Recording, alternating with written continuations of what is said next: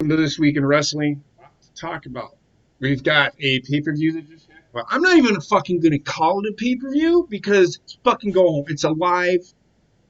It's one of those WWE live shows. It's a glorified live show. Is all it is. I don't fucking care what anybody says. You can sit here and say, well, they showed it on the network. I don't. They show a lot of shit on the network. Does that make it?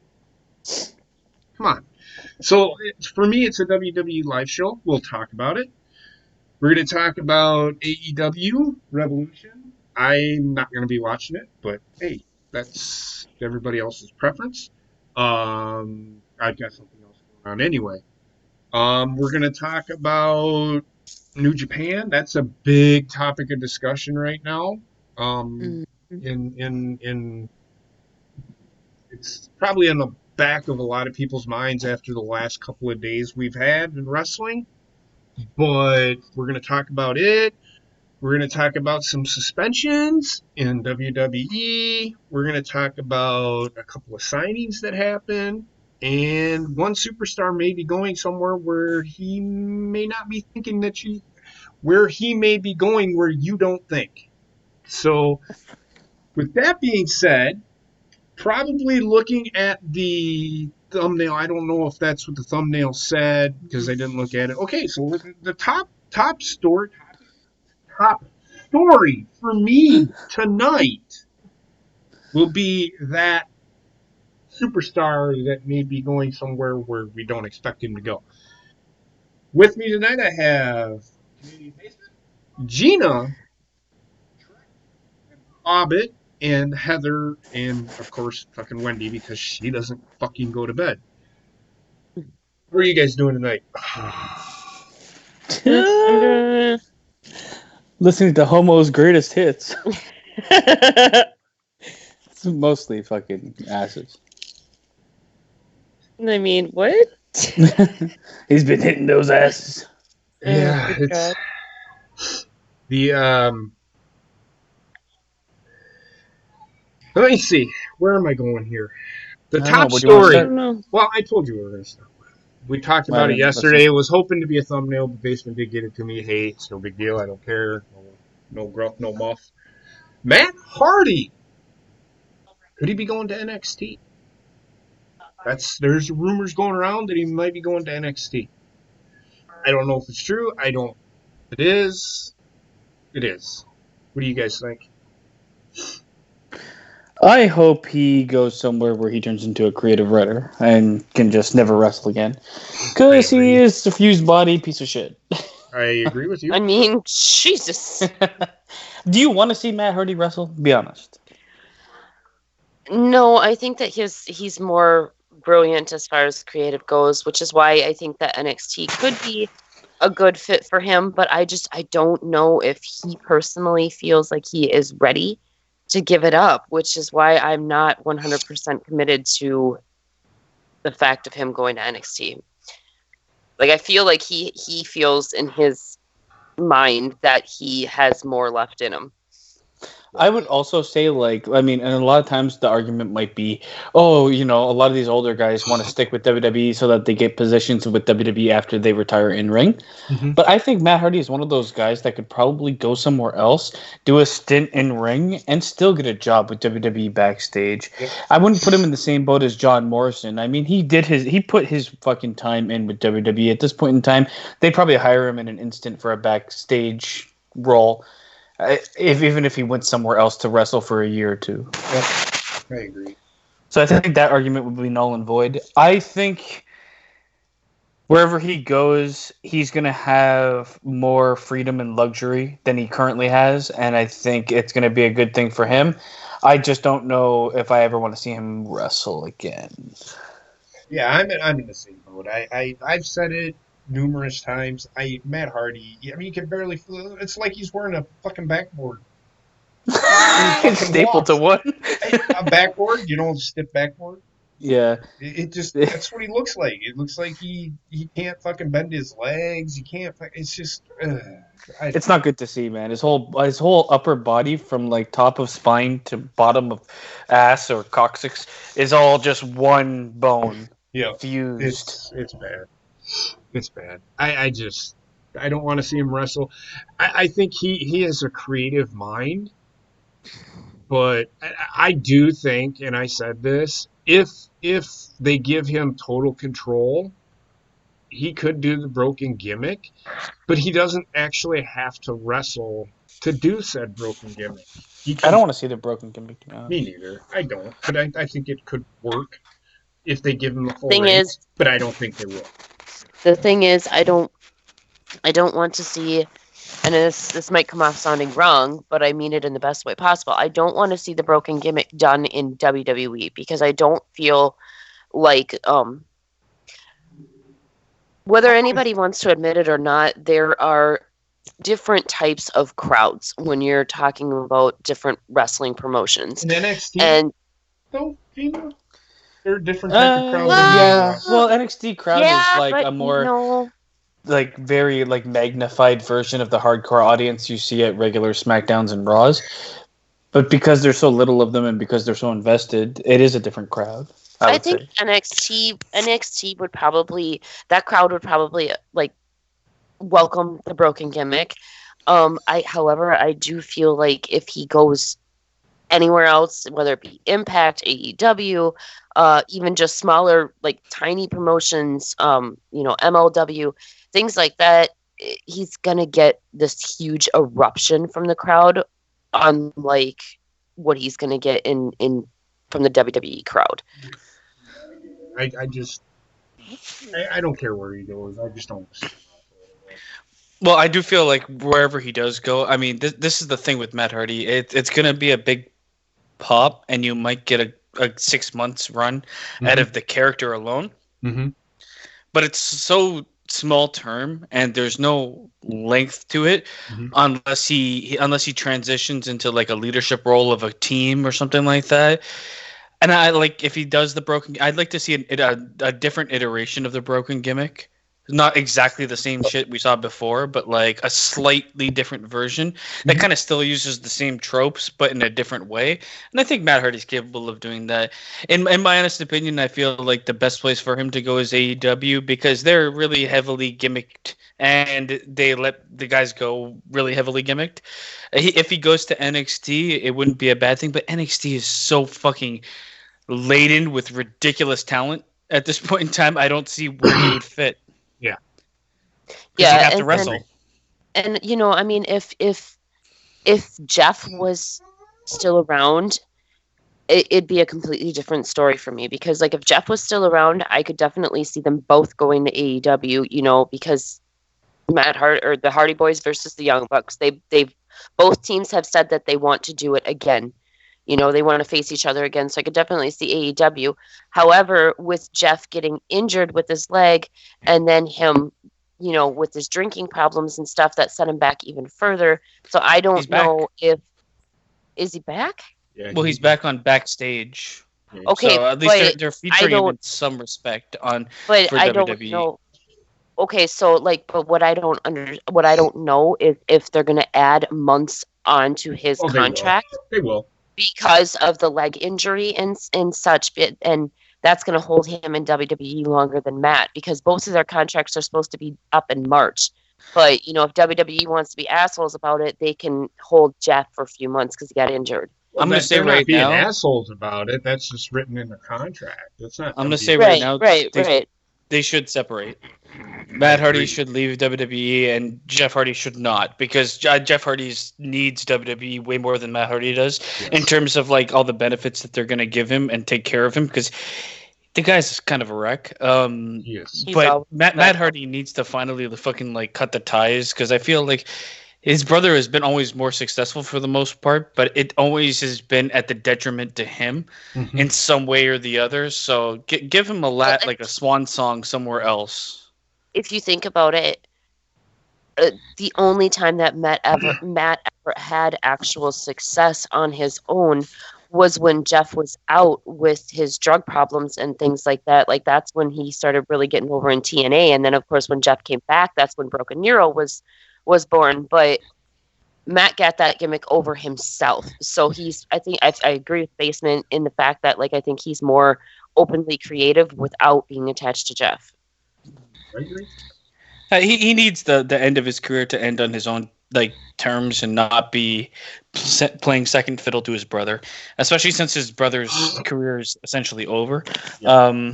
But regardless, I mean, he could go to NXT. I think it's possible, but I also don't think like the regular idea of him needing to stick with WWE to get a job after retirement is going to be a thing. And for that reason, I think he actually might leave because he can always come back. My thing is, and I've said it when they tried doing this Woken or Broken or whatever the fuck it was, that you need Jeff Hardy, you need Rebby Hardy, and you need Rebby You, Hardy's father, you need the whole Senor shebang. Benjamin. You Yeah, you need the need whole fucking Senor shebang, Benjamin. or else it don't fucking work.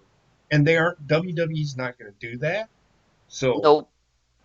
and just I just don't even care anymore about the fucking Woken gimmick. I mean, It's past. it was enjoyable while it happened, and I think, like I said, an iteration of it could have life after death of the broken gimmick. But I don't think it's ever going to work in any iteration of WWE, whether it's NXT, Raw, SmackDown, even in NXT. Like, where does this guy fit? They I don't. they have way too much going on already to even Yeah. put him there. No, they do. Like, it doesn't really make sense for me for him to go there. I can actually see. I would put money on him going to AEW. Okay. Well, that's fair enough. Track. Stop it.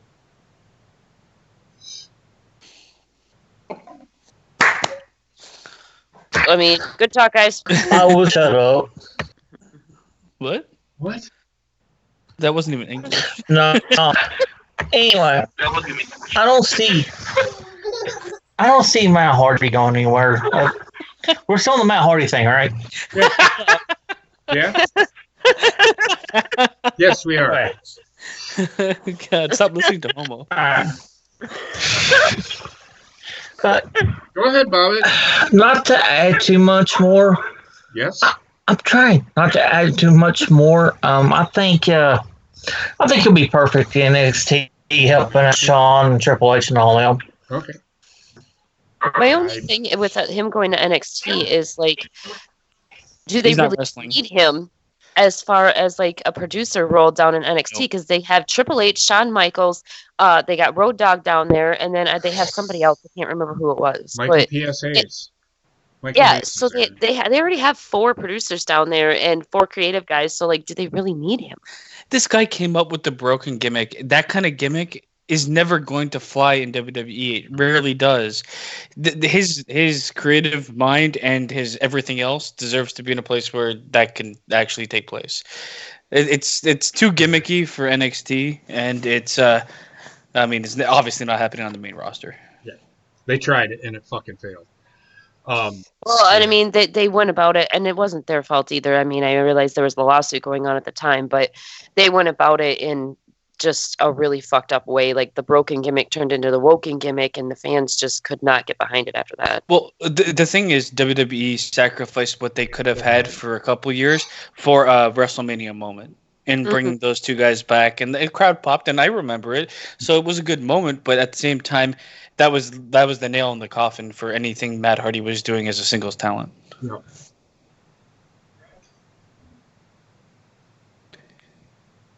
He's jerking off. Oh my god. All right. Well, I'm not coming back to that conversation again. No, that's the end. Yep. So Gina, we're going to talk about New Japan now. Is that all right? Yeah. All right. So New Japan apparently has canceled all of their events in the month of March, right? Because of the coronavirus. I think it's half of the month. It's from March 1st through March 14th. All events are closed. As for what's going to happen after that, if it's still a pandemic over there, then I have no idea. Okay. Here's my thing. If they don't have it, because here's the thing. If they're quarantined over there, they ain't getting out. They ain't coming to the United States. The thing is, I don't think they're technically quarantined in Japan, but you will be asked questions about where you visited and who you've spoken to and stuff like that. It won't be easy for like them to travel. They'll have to go through a vetting process. Like they'll probably all have to be tested for the coronavirus. And by the all time of that happens, me and Heather 14 took, days past. Yep, me and Heather took Wendy to the doctor yesterday, and they asked the very first question that they asked, and they kind of were like cringing about it. Was, have you been out of the country in the last 30 days? No. So they're vetting it really hard. I mean, they asked that. Well, they asked that every time I've gone to the hospital, regardless. But they have pinpointed specific questions. Have you been in contact with someone from like where I work? I deal with this, so like we have a certain list of questions we have to ask. So, and those questions are definitely: have you been in contact with someone from Wuhan? Have you been in contact with someone from China? Have you traveled to China recently? Have you traveled to any place outside of the country you live in? And then they go from there. But they're definitely looking at it. As far as like any U.S. trips, as far as I'm aware of, they actually don't have anything scheduled in the U.S. until April. However, they are supposed to be having the New Japan Cup, and as of right now, I don't know if the tournament is completely canceled or if they're just kind of postponing it. I think they'll push it back. I don't think they'll cancel it because it's one of their big events. They'll just push it back. There was also a rumor going that they might elect to do. I know JP, you were kind of talking about this last night as well. They might elect to do what the all women's Japan promotion is doing, and that is just having the shows in empty arenas. You know, I know Stardom's doing that. Yeah, but a big thing for New Japan is their fans. Well, they tried to do it where, like, you know, any fans that were coming to the shows, you got to wear a mask, and if you're coughing or anything like that, showing any signs of being sick, you're going to be asked to leave. Obviously, that wasn't enough, so then they just canceled the shows. I think it's a good move on their behalf because they're not only protecting their wrestlers, but they're protecting their fans. Because, you know, there's small children that come to these events. They're trying their best to not spread it. It just sucks as a fan. I mean, and to a specific point, like New Japan probably would have better luck doing an empty arena match than WWE because WWE relies more heavily on crowd reaction. New Japan has crowd reaction, and it's always going to be something needed. But I mean, you either do that or you just come to the point where you're going to have half a month at least of lost revenue. Yeah. Well, they are doing since they're not able to have the live shows on New Japan World right now, they're doing like little shows. They're doing like this almost like talk show type thing where it's like interviews with stars and stuff like that. So they are coming out with new content for the network, trying to, you know, keep some of the revenue, and they're trying to keep the fans that are paying for, you know, month to month subscriptions happy. You know, I mean, you really can't get mad at the promotion. No, it's a bad situation in general. Yeah, they can't control this. Yeah, there's nothing they can do. Now, if I was like, I mean, there might be a point to be said where like, Bob it mute. What is that? The fuck is that?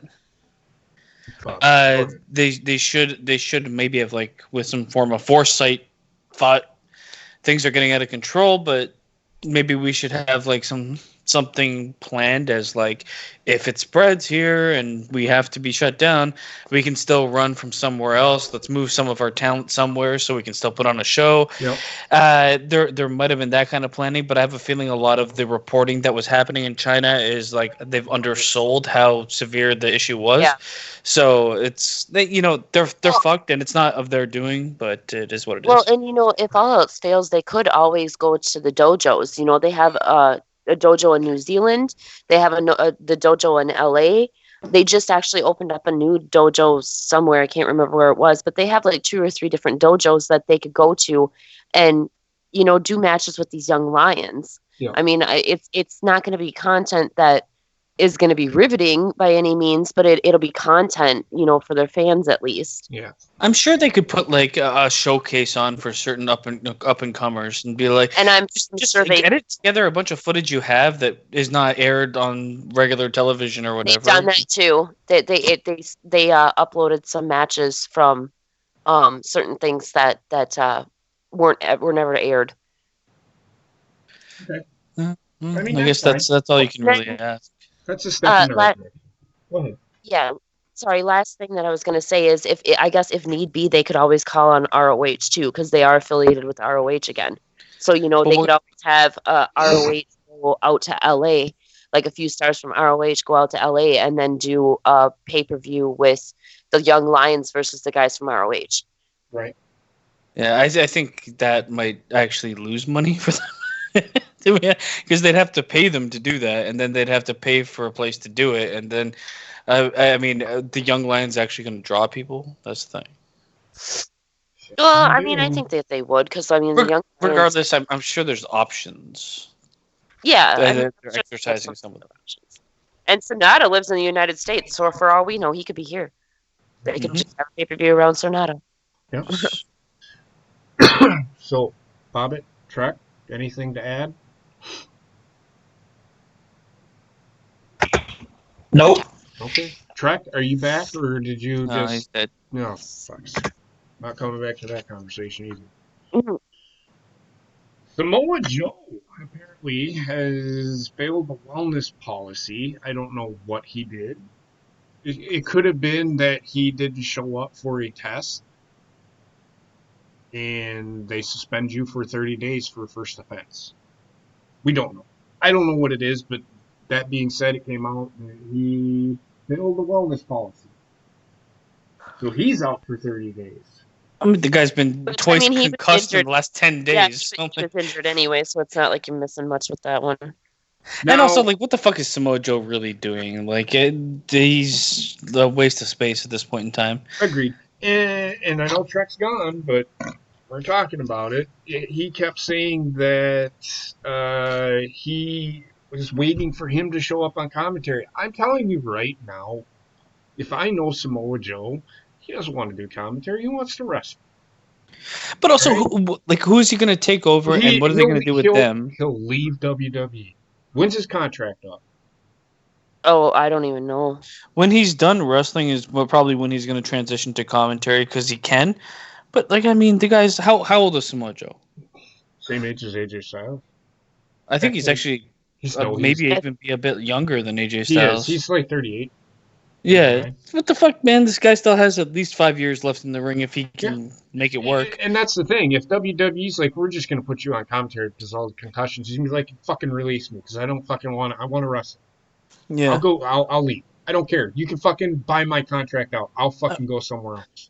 I mean, Samoa Joe's fucking WWE run has been abysmal. Yes. Like, NXT, go back to NXT or leave the fucking company because, in all honesty, like, you are doing, and I know people, Samoa Joe wants to enhance talent. He's not enhancing any talent. He's just going out and losing, and they're doing nothing with the people he's losing to. So, what the fuck? Yep. Nope, I agree. I agree with you 100%. Gina? I mean, I agree with everything you guys are saying. He hasn't been really doing much. And if they're not going to do anything with him, I agree. Let him go. Yeah. I mean, if that's what they want to do with him, I mean, if I was Samoa Joe, and he's like, and I know the guy can wrestle. We've seen it. He's really good in the ring. Why they don't use him properly, whether they're going to use him as enhancement talent, it don't matter. The thing is, if the guy can wrestle, use him to put other people over and put him in the ring with people that need to get over. Here's my biggest complaint about, and this includes both AJ Styles and Samoa Joe. I get the argument they want to help the younger talent or whatever. I get that, but that argument fucking can go fuck itself when you've got Undertaker and Goldberg wrestling at WrestleMania. Two ancient sons of bitches. You have living legends that are part of the actual roster. Use them. Put them in these roles. Yep. Please, man. Goldberg is eventually not going to ever come back. And you're going to tell me that after years of wallowing in his own shit, Samoa Joe is now going to be a big name that you can pull out of the hat and be like, well, he's 50 and he wants to wrestle. Nobody's going to give a shit because the guy couldn't fucking do anything. Yep. He lost to everybody. He's a great mouthpiece and he can work in the ring. Use what you have while you have it instead of being like, well, they don't really give a shit. Well, fuck off, man, because the rest of the talent can't do garbage. Like, there's literally no one on the roster that I can actually listen to and believe what they're saying. So I'm going to say this, and this was said on Twitter, and it makes tons of fucking sense. WWE bringing back these nostalgia acts to beat the talent that they have on the roster right now. When that talent retires and becomes The Undertaker, or becomes AJ Styles, or becomes whoever, they're not going to have anything. They're not going to have that one person that they can rely on besides Roman Reigns and Seth Rollins that are going to be able to come back and give them that big money match. They're not going to have it. And this is my problem. There's going to be that huge divide. Sorry, Jenny, this is my problem with WWE right now because they're not building new talent. Like they lack the ability to be able to build new talent. And I don't understand why, because they built guys like freaking, I don't know, Stone Cold and The Rock and all of these nostalgia acts that you see coming back. They built them. But yet now they lack the ability and the motivation in order to build guys like Mustafa Ali or Buddy Murphy or all of these new stars that have huge talent. And like this immense popularity, and they're not doing anything with them. I just don't get it. That's my problem with WWE right now. It's because WWE's in the business of building moments, not fucking wrestlers. Everybody gets fucking thrown to the side for a moment that they could be in, and then after that, it's fucking they're dead in the water. But the problem is, sooner or later, like you guys were saying, those moments are going to be dead, and then they are not going to be able to build any more new moments because nobody's going to give a shit. Well, there's a divide. Sorry, JP, go ahead. Oh, Heather wanted to say something. There's another reason. Back in the day, Stone Cold, The Rock, Edge, Christian, every single one of them went up to Vince and said, "How about we give this a try?" Yeah, see, today are they're not doing that. And I think like some of that is true. I think it's also a bit more. I think just the way wrestling has gone, it's a bit more difficult to build a star. You had the world on all cheering for the same thing during the Attitude Era. And it was easier to build the heel and a face when everybody was going to cheer one or the other. Now it's a bit more convoluted and not as easy to do. Yep. But just because it's not as easy to do doesn't mean you take the cheap way out and be like, well, fuck, let's just rely on the shit we built last fucking 10 years ago. Yep. Well, and not only... I'm sorry, Basement, go ahead. There's going to be a divide or like a time frame where they can't, because now you've got Undertaker and Goldberg. These guys in 5 years aren't going to be wrestling. The people that should be taking their place are AJ Styles, Samoa Joe, the 40-year-olds that should become legends. Yep. But the next people in line to me are Roman Reigns and Seth Rollins, and these guys are nowhere close to retiring. No. So you're gonna have this good 10 years where you can't be like, let's pull this old fucker out of a hat and make him fight at WrestleMania. Let's have AJ Styles take on Roman Reigns. Well, we've seen it. We don't want to see it again. It's lost its luster. Were you going to say something else? Okay, go ahead. To add on to what Heather was saying, some of the stars have come out and said that they've gone to Vince and they've been like, hey, well, why don't we try this or why don't we try that? Sometimes he goes for it, sometimes he doesn't. It all depends, I think, on the superstar and what the idea is, and I mean that's understandable. However, if there's any kind of what's the word, controversy, I guess, around that superstar at any point in time, then Vince will pull. Like he'll pull out faster, and that superstar will really not get another chance. Look what happened with Cedric Alexander. Yep. Well, I mean, Vince has made up his mind of who he wants the stars of the future to be. The problem is what he's made up his mind about, the fans don't want, and they keep saying no, no, no. And he's like, okay, well, how can we make it work where we basically represent the same character a year later and get them to say yes? But he's so sold on Roman Reigns, he won't look in any other direction. That's true. That's true. I mean, and I think it's warranted because Roman is an incredible athlete, you know, and he's an incredible superstar. But it's there's so, other it's people. so fucking it's so dense the way he goes about it, because there is a way to make Roman Reigns liked. Let him be Roman Reigns. Yep. Mm-hmm. Let him have a heel run. Let him have a face run. Let him be the character that he can be. Don't force him to be a character he's not because you think that's the way to the fans' hearts. He's trying to turn the fans into or not the fans. He's trying to turn Roman Reigns into the next John Cena. And the problem is the fans are smart nowadays. Like Yes. we know what is going on, and that's what's pissing everybody off. It's not necessarily that Vince is failing to do what he's always done. It's the fact that the fans have wisened up to it. We know what's happening. We don't like it, and we reject it. I'm not saying I don't. I'm not going to sit here and say I don't. I look at it like this. If I'm being presented characters, Roman Reigns, I'm being presented his character. We saw tonight him come out to challenge Goldberg for the title. That makes 100% sense for his character. Mm-hmm. The problem is Goldberg should not even be in this equation. That's where the problem lies with WWE. I mean, they are building new stars, but they're not building new stars organically because they keep infusing these old fuckers to get pops, and they keep derailing half the other stars for these old guys. The reason why they keep on infusing these old stars, I mean, of course, it's to sell tickets, obviously, but the other reason is because they keep on booking themselves into a corner where they have no choice but to bring back these old stars in order to get themselves out of the corner that they just booked themselves into. We just seen that yesterday with The Fiend. You know, I mean, the Fiend should have never had the title. It's a travesty of booking.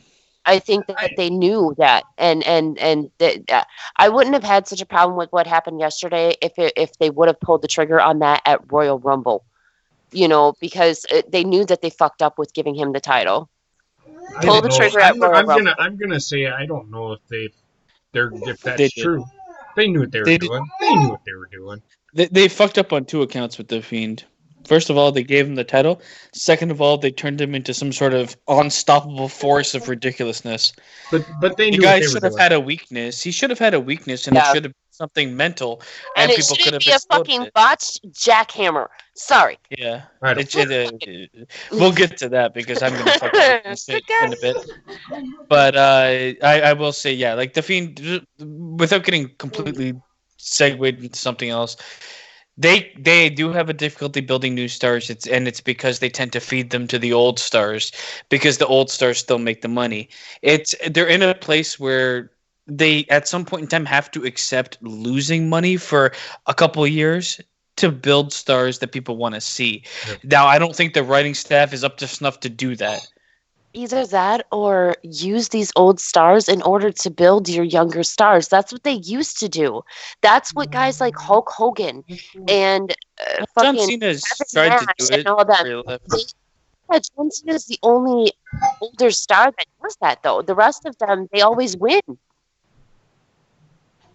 You know, yeah, I mean, Undertaker. I think AJ Styles is going to get the rub off Undertaker, but now you're basically giving the Undertaker rub to a guy that's 42 years old, which doesn't really make sense. They gave the streak to a guy that was 40 years old at the time. Like those are the things that are held so highly that you want to give a young talent. When I say young, I mean someone do you think shows all the signs of being the next big thing that's like late 20s or 30 years old that can take that and propel themselves to the next level for the next 10 years. But they don't do that. Hello? Agreed. JP muted because when he was crying. Yeah, I completely agree with you. It's just I don't know. I don't know what they can do stars. to They're fix it. buying stars. That's WWE realized they couldn't build stars. Instead, they we'll open the checkbook. Oh, Samoa Joe, he works somewhere. We'll bring him. Oh, AJ Styles, we got him. Kenny Omega, here's a bunch of money. Oh no, okay, well, fuck. Well, Killer Cross, here's money. and the problem is, I wouldn't have such a problem with what they're doing if they had a smaller roster. You know, if we were talking about the roster size that they had back in, the late, or talking about a roster size the size of AEW, I wouldn't have a problem so much with it then, with what they're doing. But we're talking about a huge roster. On all three brands, they have so many talents that they could be utilizing to make these quality matches instead of bringing back, 5 nostalgia acts. They could be utilizing these guys, and they're not doing it. Well, a big part of their massive roster size is the fact that they don't just do wrestling anymore. They do a bunch of fucking other shows on the network that have nothing to do with wrestling. They also do all these events, live events, stuff like that. That's a lot of the reason they have these huge rosters because well, we have Roman Reigns wrestling tonight and at the pay-per-view. Can't really bring him at the live event, so let's throw in one of the other guys that never really shows up. It's they become too big to be entertaining. Yes. Yeah. Totally agree. Yeah. Bobbit, Trek. Trek, you're still not back. I agree with everything that y'all said. I'm getting tired of these nostalgia acts. I really am. It's just, but yeah, it's the same shit every year. You're excited to see the Undertaker and John Cena every time. But that's what hurts me because I want to be able to be excited to see these guys, but I see them so much that it's just normal now. Well, I see them as a crutch. I see them as a crutch to a company that can't carry itself. That's what they are. They're a crutch. Essentially, that's all they are. And JP, yes. When was the last time I got excited over The Undertaker? The other day? You said you wanted to see The Undertaker. You do it all the time. No, I didn't. You're excited. It's fine. I don't care. That's it. You're excited. You're excited. Oh. Look, it is what it is, and I understand why Bobby gets excited for it because those are his idols or his heroes or whatever. I get it, but for me, Undertaker is a 53-year-old wrestler. 50. What is he? 55? 53? 54? To me, the Undertaker and Goldberg are 3-minute matches. Yeah, those matches don't get me anymore, man. Or give me some good wrestling matches. For fuck's sakes, man. Or you could do 20-minute match on every Raw and SmackDown, yet we're gonna be excited about Goldberg running back and forth for 3 minutes before being exhausted. Yeah. Well, the fact of the matter is, The Undertaker and AJ Styles, I can get behind. I can, because if anybody's going to be able to make The Undertaker look good, it's going to be AJ Styles. Well, we're going to talk about that fucking shit show here in a little bit. I think it's going to be I can get behind that. AJ Styles, to be honest. I mean, I can get behind it regardless. The Fiend versus John Cena, I can get behind that too. Okay, because I get it. They're doing something important with the Fiend now. Doesn't have the title, so I can get behind that too. The one that I can't get behind, however, is what they did with Goldberg. God. I don't understand that at all. It makes no sense either. The only reason they did what they did with Goldberg is to put the belt on Roman Reigns. I get that, but you should have never done this. This is a terrible move. Leave the belt on the Fiend. Have John Cena fight the Fiend. Then you've got two things on the line: not just the belt, not just the fact that the Fiend hasn't been defeated, but you have John Cena, a returning hero that needs that next win to elevate him to the most winningest champion ever. This story writes itself, but instead it's no, we're gonna kill this character and we're gonna put him this old fucking son of a bitch that never could wrestle. Yep. Now the only thing that I think that could save that match would be if Roman ended up being the heel in that situation. But it's not It's going to never happen. gonna happen. It's not gonna never gonna happen. He's gonna beat fucking Goldberg and get the rub of a century, and the fans are gonna boo. Yeah. Yeah. Oh, I get you. If you weren't cheered when The Rock came out and held your hand up, you're never gonna be cheered, man. Yep. This is the way it is. All right. So moving on. Lance Archer, and we're gonna talk about this real quick. This is AEW has done this Twice. backwards. Lance Archer, Just they had an second time. announcement on Twitter that Lance Archer is signed with AEW, and his debut will be next week. That was what the tweet said. He will debut next week, and he is signed. Okay, that's great, but where's the surprise? And I get it. I know why they did it, and it's the fault of the dirt sheets. It's the fault of the fucking fans because they need to fucking know everything right the fuck away, or else they'll lose their shit. So that's why they did it. They announced it, and it's wrong. They shouldn't have done it because it ruined it. In wrestling, surprises are important, and there's no such thing as a fucking surprise anymore. Well, the There thing never has been. I probably wouldn't have had such a problem with this if they did the same thing to Jeff Cobb. Well, kind of. Okay, like Oh, Jeff they did. Cobb actually Jeff Cobb was debuted. just really stupid because he debuted the Yeah. same night. Why He debuted mention the same it, night, man? right, You but- mentioned it 20 minutes But before he even showed that up. is a- But even that is a little bit of a surprise. Like Lance Archer had no surprise whatsoever. It was just like, oh, he's here, The know. thing And is- I wouldn't get so upset about that, except for the fact that you had fucking people like Luther and that bald chick, whoever she is, debut And without Butcher and seeing a Blade, picture. and nobody knows who the fuck any of these people are. Yeah, I had no idea who the fuck these people were, but yet the people that we know who they are, they announce. It makes no sense. I mean, the thing for me too with everything, like with AEW teasing the Exalted One. The Exalted One is coming, and having a bunch of names up in the air, and it could be anybody, to just blatantly come out and be like, "Yeah, we signed him." It's Yeah, like, but it's like I could have got behind. Okay, the only way I understood this argument was, oh, they want to drum up viewership for the show they're about to have because they released it on Wednesday before the show even took place. But he's not even there at that show, so even that argument doesn't make sense. What in the fuck?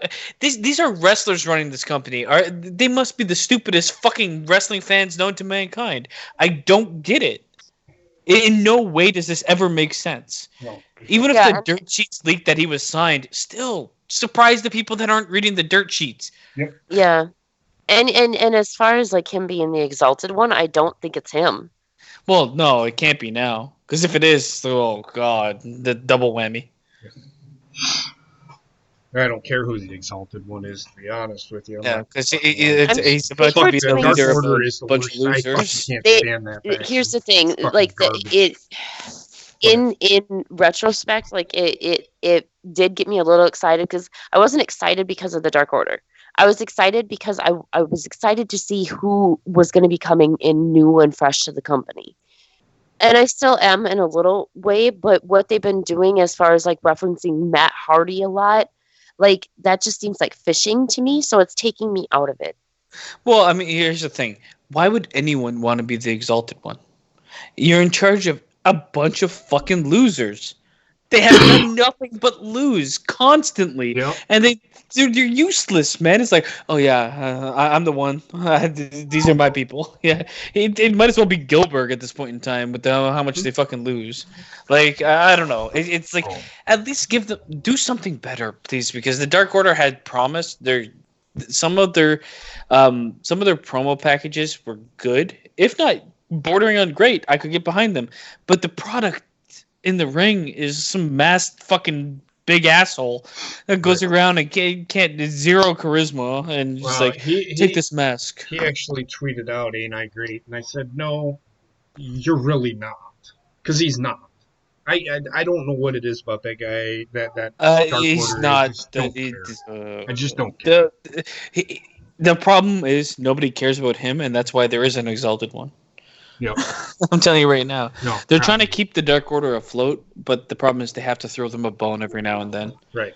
Well, and the thing is, the Dark Order wouldn't be so bad if they actually lived up to like their whole gimmick, because their whole gimmick is, oh, join the Dark Order. Are you sick of being a loser? Join Be the a Dark loser Order. with us. Come be a loser with us. Like they need to let these guys start winning in the ring and make them truly unstoppable. That's what makes their no gimmick sense. is. Yeah. The gimmick makes no sense. What it should really have been, it should have been you're a loser, try to be a loser, join us. And because of their sheer amount of people, they overwhelm others. Yeah. Because they like half of them are just nobodies with masks on. Make them be just too much for people to handle. Yep. You got to give them that culty vibe. You know, like the only reason why, like the oh god, you guys help me, my mind went blank. The WWE back in like the late 90s. The fucking Ministry of Darkness. No. It was like fucking The Godfather and Right to Censor. Right to Censor. Right to Censor. There we go. The only reason why, like the Right to Censor, and then the one that CM Punk was in, the only reason why they worked was because they had that culty vibe behind them, and the Dark Order does not have that culty vibe. Like they're just weird. Right. What I would love for Right them to to have censor. is they Right to introduced censor. Right to censor. Immediately. Yeah, and you know what? It was just because it was 100% annoying. Yes. And okay, so with the Dark Order, what I would love to see the Exalted One show up, and I would actually love for him to employ like the people, the minions or whatever the fuck they are with masks, to just like the guy's about to take a super kick, the minion runs in, takes it for him. Yep. That type of shit where they can't get the numbers game, and the fact that they're willing to sacrifice themselves for the group would work wonders for me, as long as they got the right person to run it. Cult vibe. Exactly. They like that cult vibe, and they don't have it right now. No. Well, they have it, but it's They're not useless. utilizing it. It's the worst cult ever, man. It Join is. us and lose constantly. You were a loser. How about being more of a loser, but with other losers? Yep. Bobbit, Trek, are you back yet? Motherfuckers missed over half the fucking show. Yeah, Trek's great. All right. But yeah, I agree 100%. Like, I thought the Dark Order was cool at first, but now that, well, like basically said, they keep losing it, and it's like you can't build anything like that off of losing all the time, you know? Yep. Stupid. Yep. No, you're right. So that being said, moving on. A couple of things from NXT. Anything else from AEW? I barely watched. I thought the show was as far as go home shows go, it wasn't a bad one.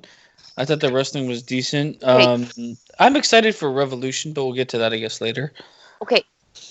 I'm sorry, Basement. I know you guys didn't watch it, but the one thing that AEW did do great this week is they had the countdown to Revolution after the Dynamite went off the air, and that was absolutely phenomenally done. Like it made me so pumped to see the pay-per-view, and it's not just because it was AEW. It was just very well produced. They had great interviews and insight from like the entire staff. Very, very well done. Yeah, well, it is what it is. Yeah, I don't care. I mean, I'm sorry. I was not into it. I wasn't. I didn't even watch the hour-long thing afterwards because. That's what I'm referring to. Yeah, I know you are. I'd rather watch fucking Hell's Kitchen than fucking AEW right now. Wrestling in general, to be honest with you. Chuck, are you back yet? No, he's not. Nope. All right. So moving on to NXT. There's only a couple of things because right now I'm just watching the show and it sucked too. It was bad. I'm not gonna lie. It wasn't very good. Bianca Belair and Dominic Dijakovic are injured. They were on the injury report for NXT. What that means, I don't know. I think Dominic Dijakovic's injury is kayfabe. I don't know I about think they Bianca both are. Belair's. They might be. I think they're both. What they're doing is they're putting them on the injury report so that they don't have to actually utilize them because they have nothing for them right now, Right. and they don't want them to lose whatever momentum they have by just putting them out there to lose. Right. Yeah. No, I get you. Johnny Gargano came out and attacked Ciampa. They failed. They missed the boat on this shit big time. Backwards. They're going backwards. They're just whatever. Goddamn. It is what it is. Wrestling, like I said, and I'm gonna say this again, and I'm gonna say it. I'm gonna continue to fucking say it, and I don't care what anybody fucking says. Wrestling is trending downwards. I don't care what the promotion is, it's trending down. AEW is losing viewers weekly. Their numbers are down every week in the tens of thousands. I mean, in my mind, that to me would be expected. Like when I first thought, I'm like, I never thought they'd hit the numbers they're hitting anyway. And I would say the same thing for NXT when it came out. Like, I wouldn't say they're trending downwards. I believe the first 6 months were false numbers anyway, because they're not sustainable. Right, People no, people love new things, but they rarely stick around once things become normal. right, and that's exactly what's happening with both I'm promotions. talking in general. Wrestling is trending downwards. It is. It's a natural part. Wrestling did this happen in wrestling 30 years ago. Wrestling took a big shit, and nobody was watching it. And then the Attitude Era happened, and 11 million people were watching it. And then wrestling died again, or lost all its viewers again, because the Attitude Era ended, and all the stuff that everybody wanted to see is no more, doesn't even exist. Wrestling is following like in the same footsteps as NASCAR. Yep. And like those niche sports that exist. Yep. Wrestling has always kind of been a niche thing anyway, but it's still like tailing off of like everybody knowing about it. Yep. Like my generation, we all know all of the old school wrestlers because we all grew up watching wrestling. Because it was that big, everybody knew who everybody. Everybody knows who Stone Cold is. Everybody knows who The Rock is. Nowadays, nobody knows who fucking anybody is. Right. I bet you any money anybody that watched fucking Fast and the Furious was like, "Who's this guy?" And it was Roman Reigns. But most people would not know that because most people don't watch wrestling. So. I was gonna say though, like, but I had to pee, so I left. But AEW, they had their first ever Iron Man match, from my understanding, right? That's the first one. Yeah. And it went to overtime. It was a good match. Reminded me of WrestleMania 12. But why would you go to overtime on the first ever? In my mind, I don't know. I don't know. I do not know. Oh, welcome back, Brad. Missed half the show. You there? I seen your bubble light. Are you sure he's back? Yeah, I seen his bubble light up. But yeah, I neither AEW or NXT were very with the great. Iron Man match. I just they were both okay. They look. I mean, I enjoyed it. The first finish was a disqualification, which was fine. And then the second finish was, it should have ended in a tie. It should have just ended in a tie and been done with. But no, they had to go into overtime because they needed to have a winner. Why? I mean, for this match too, this specific match between Omega and Pac, it actually should have ended in a tie because both guys didn't need a loss, and the fact that Pac took the pin and lost is like, what are you doing with this guy, man? He lost to the tag team champion, and he was the one guy I was looking at that was so obsessed with the win-loss record, and now I don't know, man. No, they got him in a fucking feud with Orange fucking Cassidy. Yeah, like that is not. telling you, But Orange why did Cassidy he? is But why did going he to. come out? Why did he come out? Why? Yeah. It made We'll no get into sense. it. We'll get Because- into it. We'll get into it because it's a match that's happening at AEW Revolution.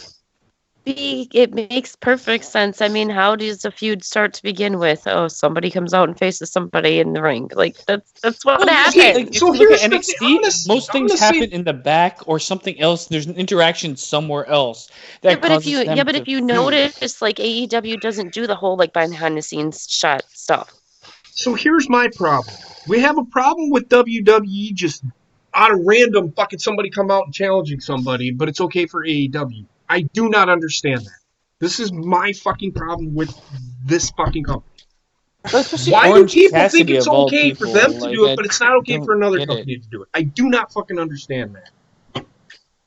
It drives me fucking nuts. Like the only time Orange Cassidy has really like dealt with somebody or like did his thing with anybody, it was within context of the match of the person that he's like being the manager of or whatever the fuck he is. Yeah. But this guy just randomly comes out at the end of like it. That made no sense. That makes less sense than Roman Reigns coming out and saying it's me to Goldberg. To be honest with you, Right. they have no interaction previously. He opened the bathroom door. Yeah. So again, we'll get into that when you guys do the predictions, or when we do the predictions.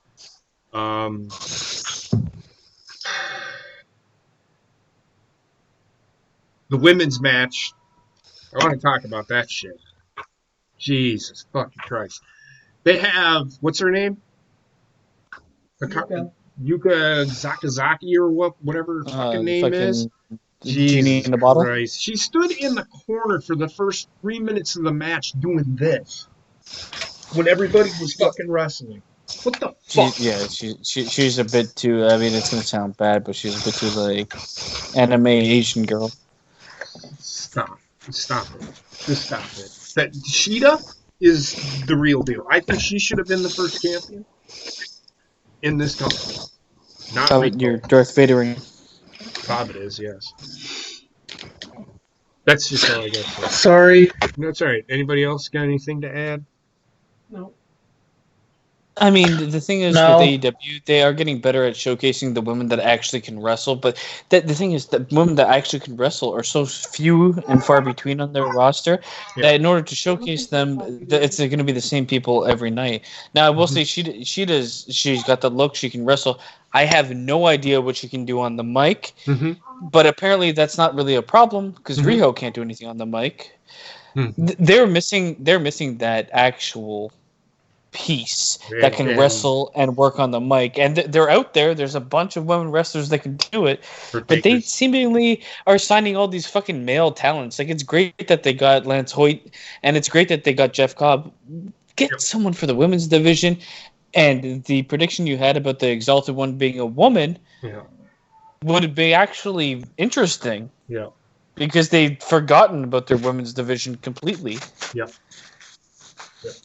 But I don't think it's going to be a woman, even though I wish it was. Yeah. Anybody else got anything to add? Because we're going into Super Showdown. Oh, fucking Christ. Because I don't want to talk about the one thing that happened on SmackDown. No, I have nothing to add, JP. I don't want to move on to talking about what happened on SmackDown tonight before we talk about Super Showdown. All right. So, let me see. Super Showdown. First match of the night. Was the gauntlet match. Was the gauntlet match. Well, they had the pre-show match, which is the OC versus the Viking Raiders. And Heather showed me something on there. Who was it? Ivar? Ivar used his beard as a choking mechanism in this fucking match. And they still fucking lost to the OC. So. Who cares about either of these teams? Like, I honestly, I'm going to say right now, I'm going to look at the WWE main roster and say I care about maybe 5 people. Yeah. Everybody else is fucking useless, man. Yeah. And it's not that they are, it's just booking-wise, they might as well all be the same person after that. Yep. The next match, well, the first match was the gauntlet match. And it started out with R-Truth and Bobby Lashley, right? Yeah.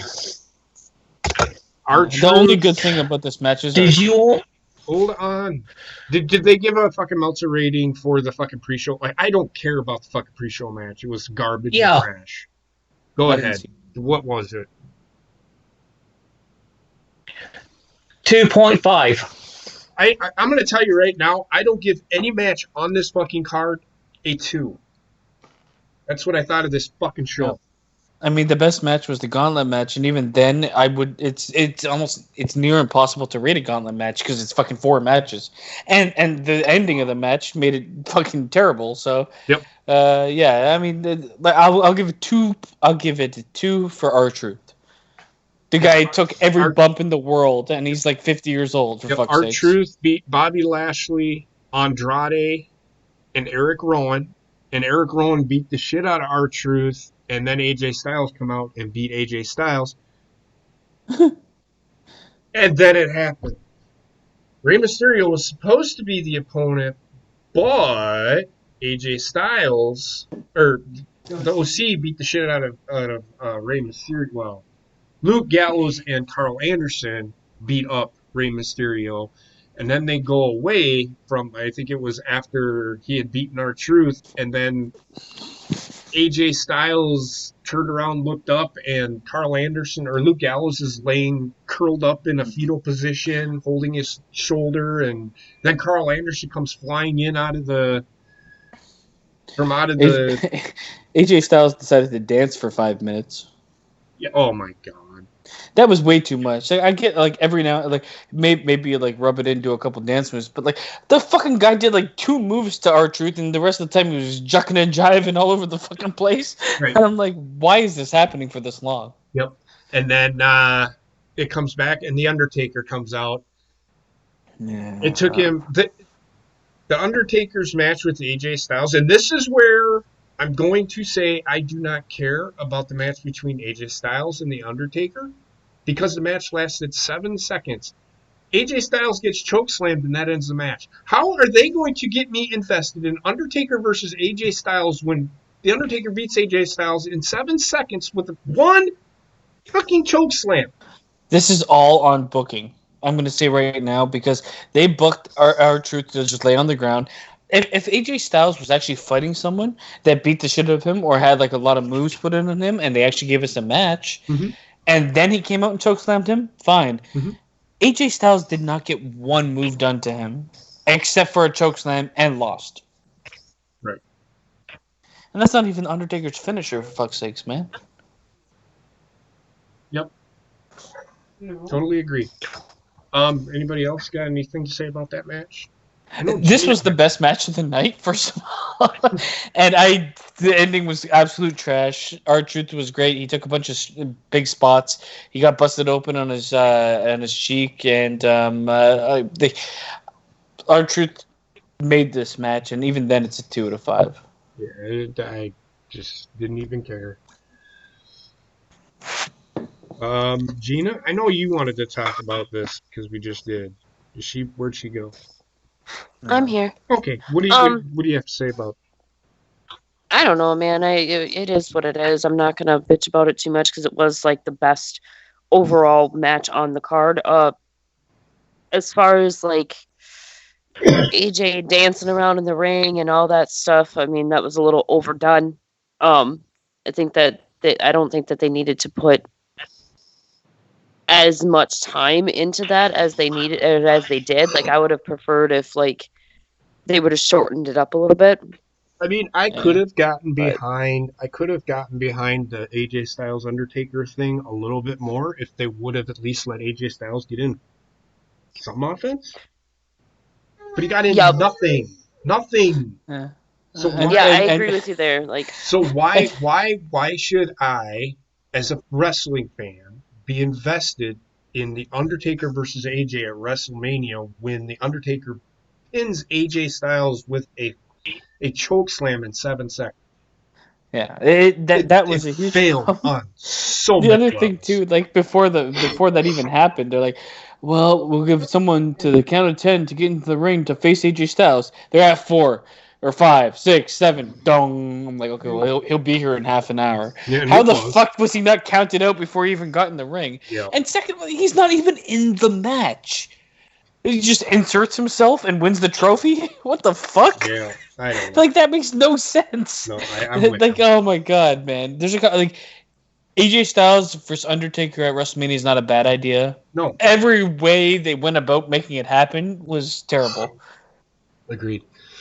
The next match, The Miz and John Morrison versus The New Day. I didn't care about this match at all. Oh, never mind. Meltzer rating. Sorry, Bob. Go ahead. No, he did.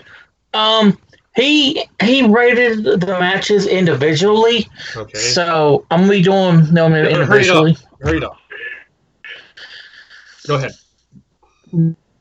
Bobby Lashley got 1 point. Andrade versus R-Truth got 1.25. Okay. Eric Rowan got 0.25. Okay. AJ versus R-Truth got dud. Okay. And Undertaker versus AJ got not rated. Well, but So how can you not rate Undertaker but rate Eric Rowan? Yeah, he's a dumbass. Yeah, he's a fucking goblin son of a bitch. I will say before we continue to absolutely obliterate the show, Super Showdown, the venue was fucking beautiful. Yes. Yeah. The stadium agree was with that. great. The giant Titantron, all the fireworks. It had big fight feel. Unfortunately, we It saw did not deliver. And that gauntlet match lasted 22 minutes. That was the longest match on the card. That tells you a lot right there. The Miz and Morrison versus The New Day. The Miz and Morrison win. I don't really care. Nobody cares about the tag teams, but this was inevitable for me. And this was the It's- second longest match on the card at 13 minutes and 15 seconds. Well, I'm pretty sure we all kind of agreed the fact that, like, if they don't win, what do they do with them? Yep. The New Day doesn't need the title. Miz and Morrison, though I think they were absolutely garbage, they needed to give them the title, or else they're just dead in the water, like Robert Roode and Dolph Ziggler. I, again, didn't care about this match. Like I said, no match on this card got over a 2. I wouldn't even give any of the matches a 2. Anybody else on the tag teams? It sucked. Yep, it sucked. Yeah, it sucked. The next match. Andrade 2 and Andrade 3. It's actually Angel Garza and Humberto Carrillo in a singles match. And again, Angel Garza beats Humberto Carrillo in 9 minutes and 5 seconds. This match probably needed to be 13 minutes, but it wasn't.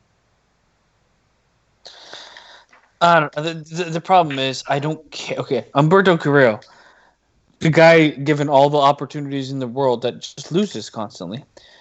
Angel Garza pulled literally to replace Andrade in the exact same role, and they didn't even really. They give the littlest explanation. Oh, he's my cousin, and then Zelina Vega's like, oh, I guess I'm managing this guy now. Right. It just, I think all three of those guys are slowly melding into one. Mm-hmm. And I mean, I don't know. Humberto Carrillo needs to go to NXT and never leave for a long time. Right. Gina, Trek, Bobbitt. Yeah, I mean, I like them both just fine. I feel like they're trying to push the whole. I can see it going this direction. Maybe you guys won't agree with me or whatever, but I see them doing the whole Eddie and Chavo gimmick on them, because Eddie and Chavo started out as rivals as well. They were cousins, they were rivals, you know, and then they got together and they did the whole Latino Heat thing, and I have a feeling that they're going to do that. I also have a feeling that Andrade might be thrown in there as well, and with Zelina Vega being the woman, and they're going to form a faction. I have a feeling this is where they're going with it. Yeah. But I don't care. I mean, it's better than seeing Humberto Carrillo fucking wrestle. Fucking guy, man. The whole time I'm watching this, I'm thinking that he looks exactly like he'd be able to star in Power Rangers back in the 90s. Yep. He's got the Agreed. charisma of a fucking by the wooden way- block. Hold on, Bobby. Go ahead, Basement. Umberto Carrillo has the charisma of a wooden block. He has dimples and he can wrestle, and that he can wrestle. I'm going to put that in Chavo. quotation marks. No, Chavo couldn't really wrestle. Umberto Carrillo's, I don't know. The thing is, Chavo could. I don't know. I don't see the comparison because Chavo was, in my mind, I fucking hated Chavo. I thought he was terrible, and I still to this day don't think he's very good. But Eddie Guerrero was like superstar. I don't think Garza will ever reach anywhere close to what Eddie Guerrero was. I mean, it's hard to reach Eddie pinnacle because Eddie is so revered by so many people. Garza's never going to be world champion. Is what I'm saying. Yeah, he's never happen. ever going to reach. That's the pinnacle. We're not talking about Eddie Guerrero. We're talking about being Eddie Guerrero. We're talking what he about accomplished. He'll be talking about their. He'll be a low mid card at best. Yeah, I just have a feeling that they're going to try to pull the gimmick. Like nobody can be Eddie. Nobody can be Chavo. The thing is, like, Eddie Guerrero's gimmick is now shared by so many people because tonight on SmackDown, Robert Roode did it. Yep. It's now just like a heel tactic of like, you hurt me, I'm going to pretend like you hurt me. Yep. I mean, unless they do the like lie, cheat, and steal, because that literally was his gimmick and he employed it every match. I don't think they're going to. I don't know. They could do it with Garza. But I don't know. Garza to me is like I'm looking at a guy that's probably going to be a U.S. champion, IC champion. I don't even think he'll get to that. Andrade got there without speaking, so fuck. I mean, I see a lot of charisma in Garza, and he's still relatively pretty young yet. So that's why I see him possibly going places because he is so young and he still does have time to learn. I need to see a bit more. He has a lot of charisma. Because Eddie Guerrero, like he had charisma. He wasn't this like complete womanizer character. He also was able to play both heel and face. And I don't know if Garza's like Eddie Guerrero had like emotion in his eyes. And that's the one thing I remember with Eddie Guerrero the most, man. You look at that guy, you could tell like he sold his emotion through his eyes, and Garza sells it through his mouth. And those two things are always different. Like the best wrestlers in this world, you can tell Edge came back out of retirement, and you could see the emotion through his eyes. He can say whatever he wants, but I'm only going to buy what I see. And the eyes sell the emotion the best, and Eddie Guerrero had that. I think that's a large difference between guys of old and the guys of new in general, because the guys of old were taught acting lessons, and not only like they were just taught emotions. Like you need to convey your emotions, and these new guys, they don't do that. Well, I mean, I think the difference is the job has changed. The job has changed to the point where it is 100% a job. They are going in, they're punching their ticket every time they go in. I'm going to punch my punch card, and I'm going to get paid for what I'm here and whatever. Like the real emotions come when real shit happens to these people. Roman Reigns with his cancer thing, that was real. Seth Rollins looked the realest I've ever seen him with Roman Reigns on the stage there. Daniel Bryan can do it. Daniel Bryan's a guy of this era. He can emote, and he emotes with his eyes. It exists. It's just the people that do it aren't necessarily the people that are getting pushed, and the people that are getting pushed that can do it only do it when it's not wrestling. Yep. Agreed. Trek, you were going to say something? You know, here's the thing. We saw it would have been more impactful if we hadn't seen this freaking match already on Monday night. We've seen it the first time. This is like the 15th time these two have wrestled. Well, yeah, but I mean, like, we had just seen it 3 nights ago, and then we saw it the week before that, and then we saw it the week before that. And then we saw it the week before that, and we saw it the week before that, and we saw it the week before that, and we saw it the week before that. And when we didn't see it, we saw it the week before that, and it was the other guy that looks exactly like the guy. Yep, I've seen this match for the last 7 months, I feel. I agree. And all this is... No. Go ahead, Trek.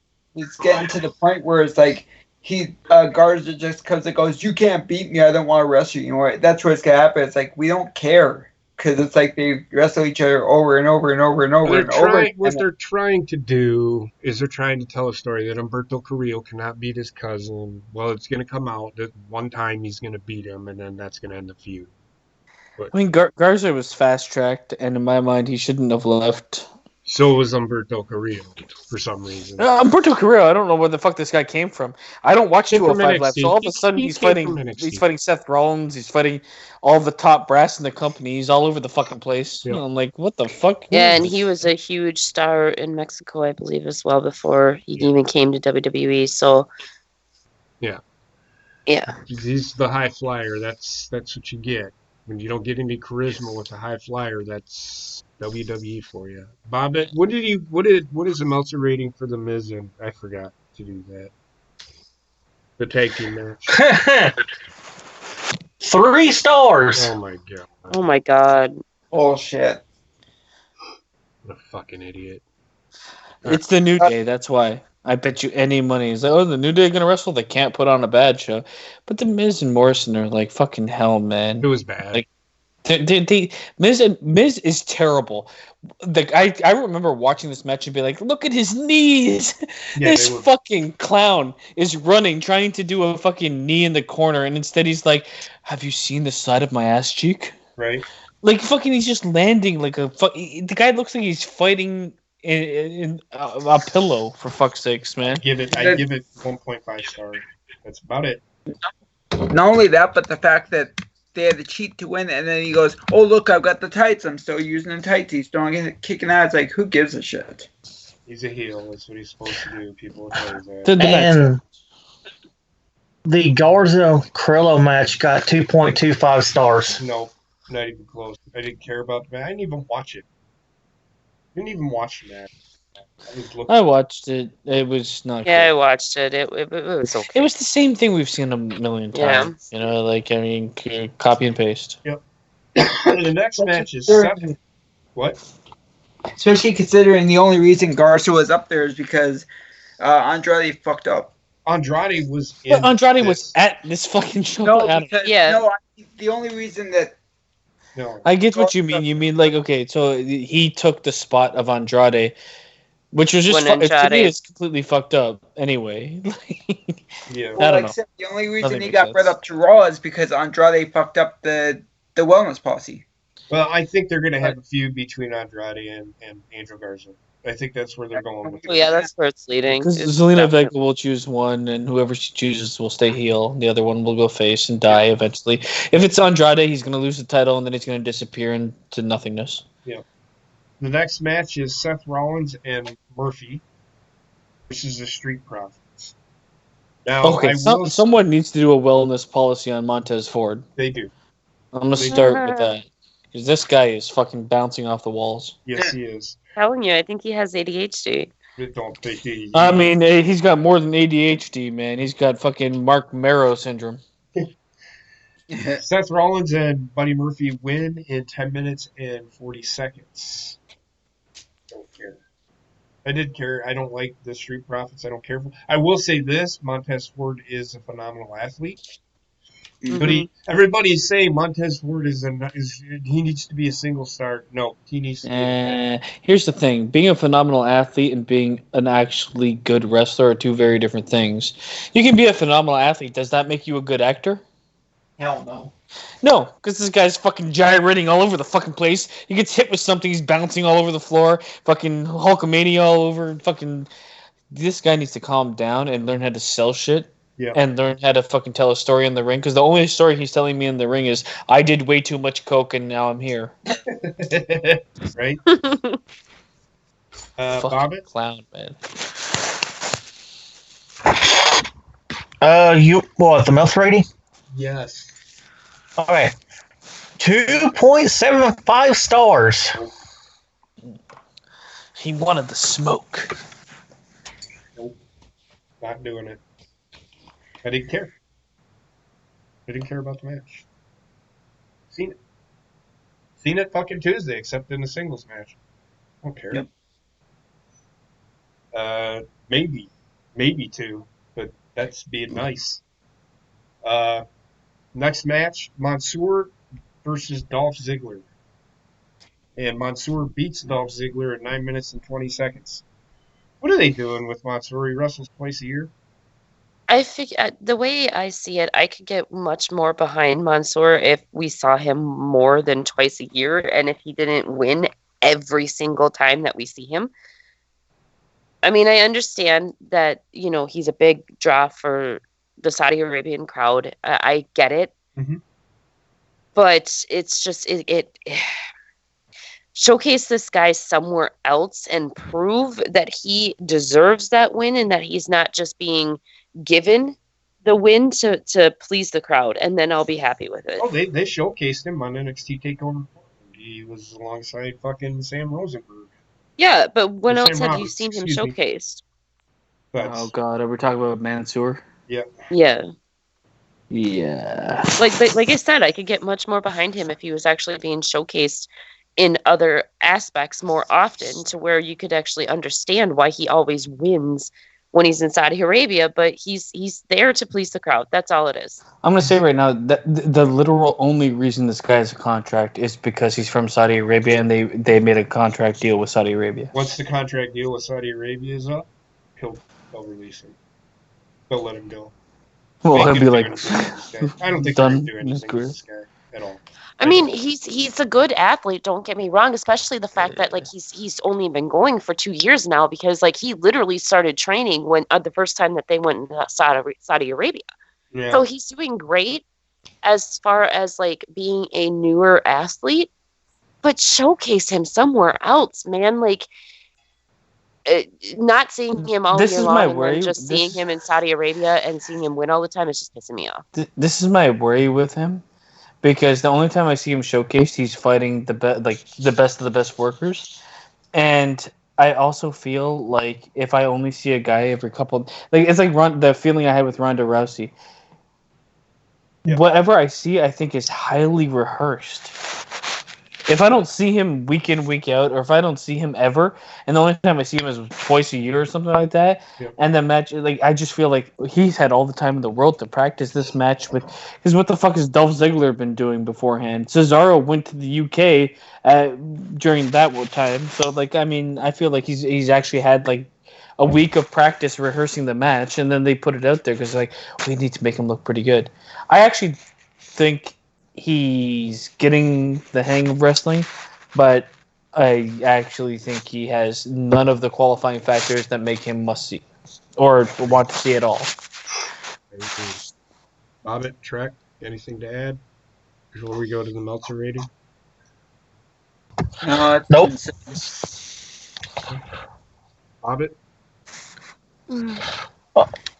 Meltzer gives this match 2.5 stars. Jesus Christ. Why? Just because it's fucking in Saudi Arabia and a Saudi Arabian one? Come on, man. Yep. He can do better. He can do better. And it's Dolph Ziggler. He shouldn't be beating Dolph Ziggler. I don't care. Shouldn't have beat fucking Cesaro. But this Don't is the thing I don't get. The Saudi Arabian shows, we think of them as house shows, but WWE does not treat them as house shows. Oh, I know. They don't take Raw and SmackDowns to build the house shows. So these are actual part of the WWE canon. Okay, and Yeah. if that's the case, what the fuck is Dolph Ziggler doing fighting Mansoor and losing out of nowhere? It's so random. It makes no sense. No, You I build agree. to a couple matches, and then all of a sudden Mansoor is fighting Dolph Ziggler, and Dolph Ziggler loses. Yep. Okay. What? Yep, nope, I agree. Next match. The shortest match on the card. Gino was way off on this one. Yeah. Brock Lesnar with Paul Heyman versus Ricochet. Match lasted 1 minute and 30 seconds. Ricochet did not get one single bit of offense in. This was a huge misstep. bit. Not like I don't think the match was a huge misstep. The way it was presented, Yep. they gave us like a fucking 5-minute Ricochet package. I'm doing this for my family. It gets in there, it just gets fucking obliterated in 10 seconds. Yep. Oh man. Yep. I mean, this was expected for me Yep. because Ricochet. Yeah. Ricochet's offense, he needs to kind of like move around a lot, and if he gets caught, he's fucked. So I can get it from like an actual wrestling perspective. Yep. For all the people out there that were like, "Oh, what would you think if Ricochet won the title?" I think it's a terrible move because Ricochet sounds like a fucking prepubescent ass licker when he's on the mic. Like he's terrible on the mic. He has got really no personality. Yep. But he's so good in ring that he's where he is. Yep. Gina? I mean, I couldn't put it any better than what Basement just said. Yep. I would say though, like Brock Lesnar being put in a spot again to build him back up. This, and I mean, we all talk about like long-term booking and stuff like that. I mean, this is a failure of booking. Around SummerSlam, WWE fucked everything up, and we're feeling the reverberations of that fuck up right now, WrestleMania season. Because not only did they fuck up with The Fiend, they ended up fucking up with Brock Lesnar by putting the title on Seth Rollins. Where is Seth Rollins right now? He's in a tag team, for fuck's sakes, wearing one glove and eating Becky Lynch's vagina. and Brock Lesnar is the champion again. What the fuck? and in order to like, I guess remedy the badness they did to Brock Lesnar's character, the way that they hurt his character, they're getting him to beat Ricochet in 10 seconds in Saudi Arabia because we all have to think he's the bad man when he goes into a match against Drew McIntyre. The guy should have never lost the title, is all I'm saying. Yep, I agree with that. I mean, the fact that they're hot potatoing the most prestigious title in WWE at the moment says a lot. Well, I mean, it's hard to say hot potatoing because, I mean, it depends on what your idea of that is. I feel like that's like month to month. This is like a couple months at a time.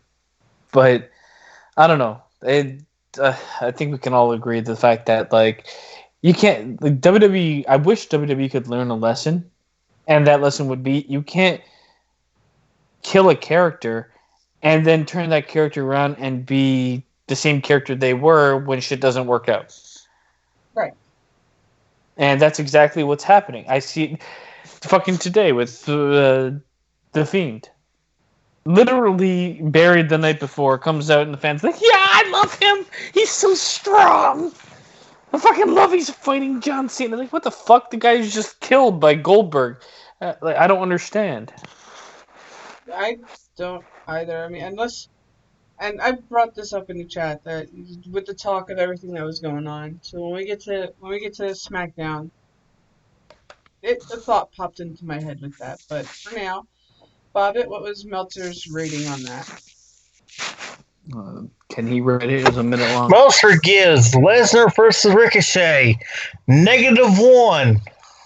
Damn. I mean, it's literally watching a guy do suplexes to another guy. It wasn't even a match. Agreed. Next match, Roman Reigns versus King Corbin. This is the third longest match of the night at 12 minutes and 50 seconds. Roman Reigns beats King Corbin with a... Did he beat him with the spear or Superman punch? Probably I don't remember. I don't remember either. I doubt he beat him with a punch. He never beats anybody with a punch. Okay, so he beats him with the spear in the steel cage. This match was in a steel cage. So yeah. This match was fucking stupid. Roman Reigns comes out. He's like, "You're not getting out of here. I'm gonna chain up the door so you can't get out. Also, I'm gonna keep the key in my pocket." Yeah, I'm gonna keep the key in my pocket and just bring it with me. If he was serious, he wouldn't have thrown away the key. This is so stupid, man. Yep, it was dumb. This match, finally ends the feud, I think. But yeah, so Roman Reigns beats King Corbin. Bobbit, anybody got anything to add? I'm sorry. It was fucking garbage. It was garbage. That's what I had. Agreed. It was the Awful match. Awful. 18th match of these two fighting each other, and it was garbage. Like, fuck, man. Anything to add? And he is gone again. No, I'm here. Okay, well, anything to add? It's just the match went on too long. The feud went on too long. It should be over. Let's hope it's over now. It's like It's gotta be over. Or does it? Bobbitt? Mr. Meltzer gives this match 2 stars. Oh shit! No. I feel like a 2-star from Meltzer is like a 0 or 0.5 from most people. Yeah. Yeah. I mean, I probably would go maybe 1.5, 1.75. If that. I mean, just for the whole thing where Roman Reigns comes out, locks the door, the key in his pockets, I'm giving it a 1. Right. The next match. Bayley versus Naomi for the SmackDown Women's Championship. The first women's title match in Saudi Arabia. Bayley beats Naomi. There really wasn't. And then they wrestled again tonight. So really what happened last night doesn't fucking matter. I'm going to say right now there was a point in this match, and Gina pointed out, it's like Naomi's doing her fucking stripper offense. And like, it seemed like it just seemed awkward because she looked awkward and the fans didn't give a shit or didn't like it. I don't know. It just is like she does this like fucking jump in the air, split moonsault, dick crusher on Bayley, and it was just like after that, I was like all I could see was like her stripper moveset and how I don't know how it's happening in Saudi Arabia. Yep. Yeah, it didn't. It is what it is because they're limited in what they can do, I guess. There. Which is why I was so shocked when she was doing that. Yep. Trek, anything to add to this? Not the match, but get the title off Bayley. It almost seemed like she wasn't supposed to do what she did. I don't know, like she did that split, like the splits, dick crushing fucking splits on Bayley, and then when she got up, like the look in her face was like I fucked up. I don't know. Nothing's come out about it, but it just seemed like that was not a move that she was probably okay with doing. Yeah, the one positive in this match is that at least she didn't come out with a loofah on her head. I like her hair. This match wasn't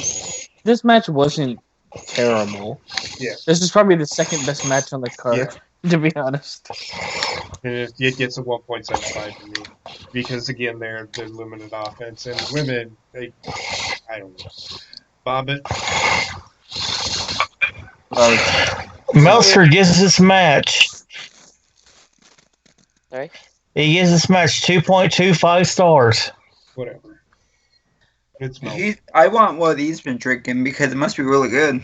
Oh my god. Well, I mean, he gave the fucking tag match 3 stars. This is better than that. Fuck. Yeah.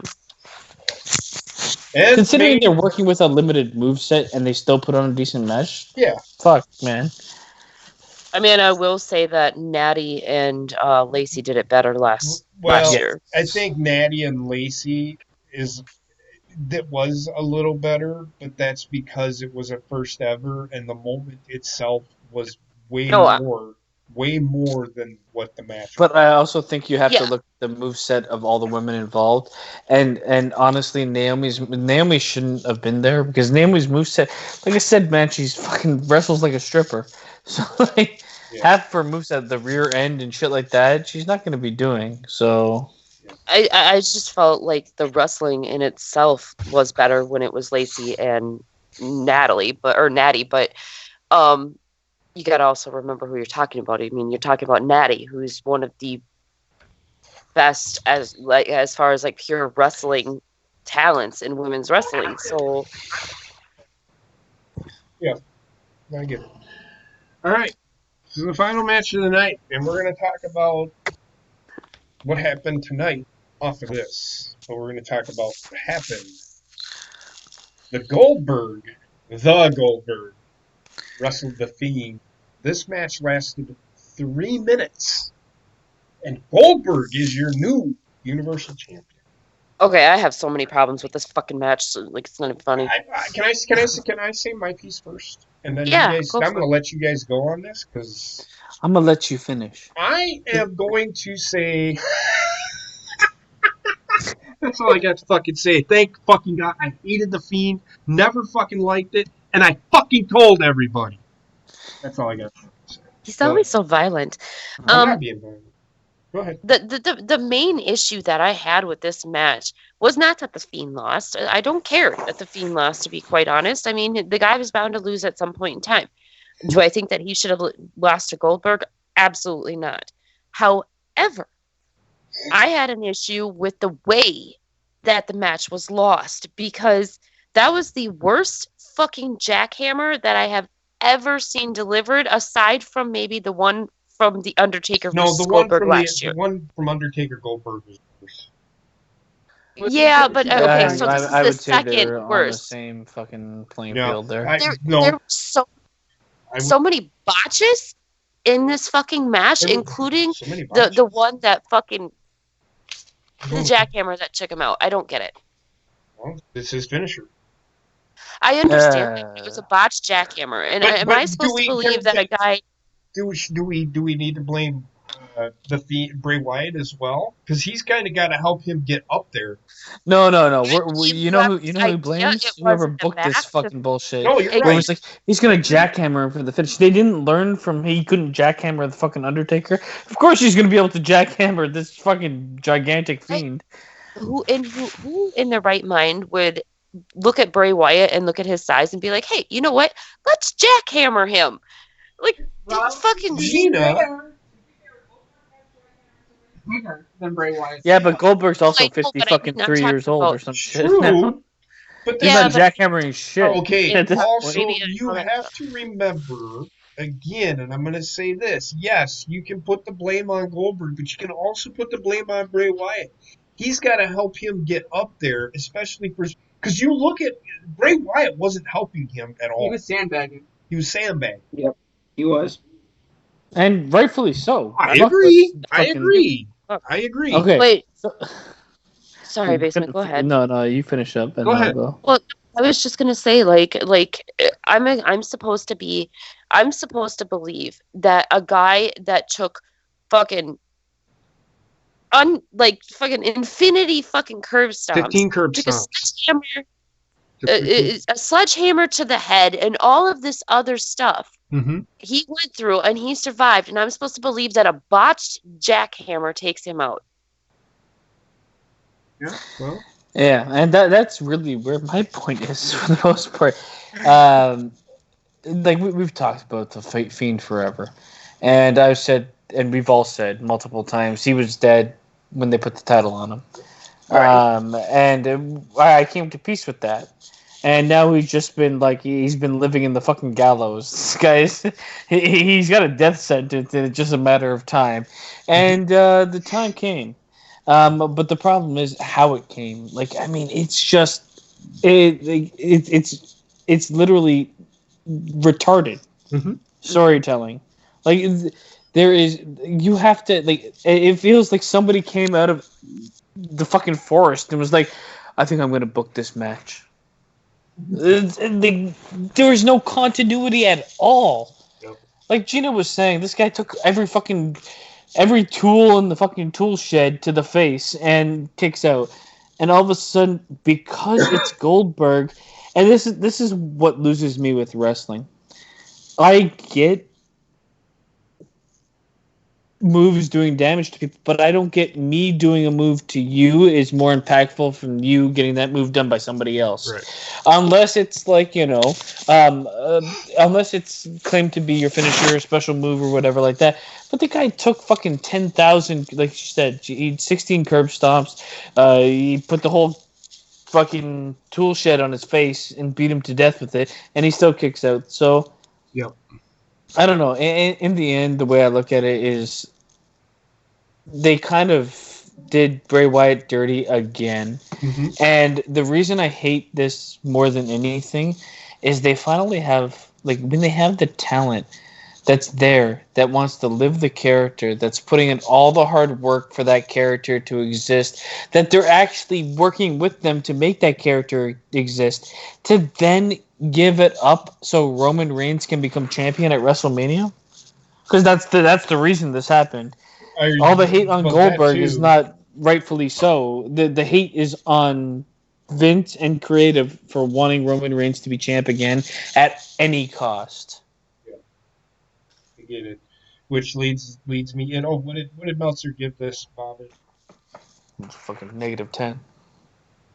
You can track that off. 0.25 stars. I agree with that. Yeah. But I don't understand how Goldberg's a draw anymore.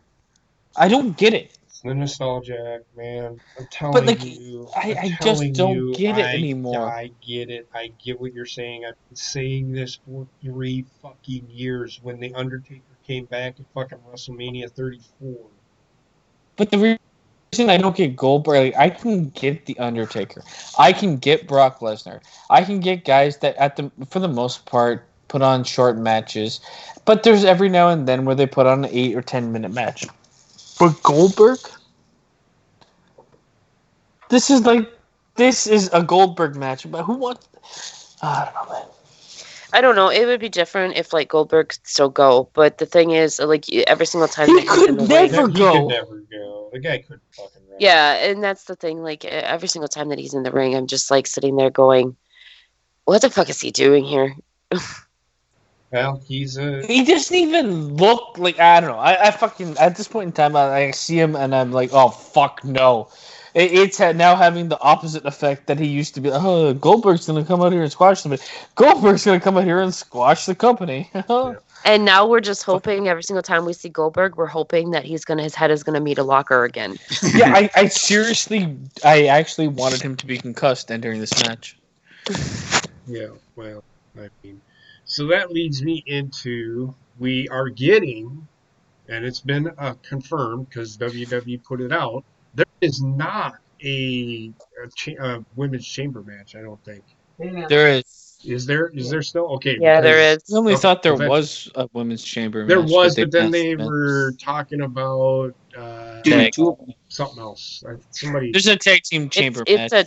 it's a tag men's Yeah, there's tag team. there's no chamber match for the men. So Roman Reigns will be taking on Goldberg tag team. at WrestleMania. Which is going to be yet another reason for the fans to hate on him because he didn't, quote unquote, he didn't earn his way there. It was given to him. Now that don't I now would say, don't get me wrong. I wouldn't say that he didn't earn it, but I would That's say what that, I was just gonna say. Like, yeah. I wouldn't like, I would say the fact that go ahead. the fact that the fans are going to shit on Roman Reigns has nothing to do with Roman Reigns. No. Yeah. It has everything to do with the Fiend losing to Goldberg and everything to do with what happened in Saudi Arabia, which is why I hate the fucking Saudi Arabian shows. I want to talk about Prince that is like nostalgia boner, just fucking constantly stroking it. I want to talk about that real quick, and not about the Saudi Arabia thing, because I don't give a shit about. But it's fucking completely Saudi impacting. It's completely impacting what's happening at Mania. That's not what I'm talking about. It's this Saudi fucking blood money bullshit. It's not what I'm gonna fucking. Oh, I don't care about that I do not shit. fucking care. I care about the fact that they're in love with nostalgia, and because of Yes. that, we're getting a nostalgia-driven WrestleMania, I wanna and that talk, sucks. I want to talk about these people that just seem to think that they have. If you think you can do better, all you fucking Twitter fucks can do better, then by all means, start your own fucking company. Fucking build your own stars and then see if you can actually book a show. Until then, shut the fuck up because you think you know, but you don't fucking know. That's all I have to say. Fucking hate people like that. I just all fucking day today. It's like, really? Grow up. Fucking death threats. I want Goldberg to die. You're getting upset. You're getting upset and all pissed off and irate. And I know I get mad at the video game when I fuck up. Heather knows what I mean. Mm-hmm. But I don't put it out on Twitter and say I'm gonna fucking go and kill the people at fucking EA Sports because Madden 20 sucks. No, I'm not gonna put that.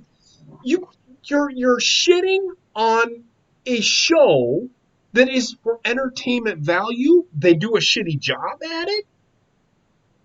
But it's like you're upset over something that really only one person has control of. You don't have control of it. The people inside the fucking ring have no control over it.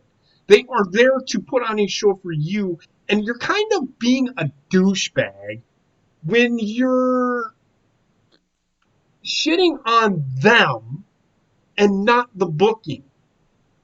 Stop shitting on the fucking talent and start shitting on the people that are booking this shit.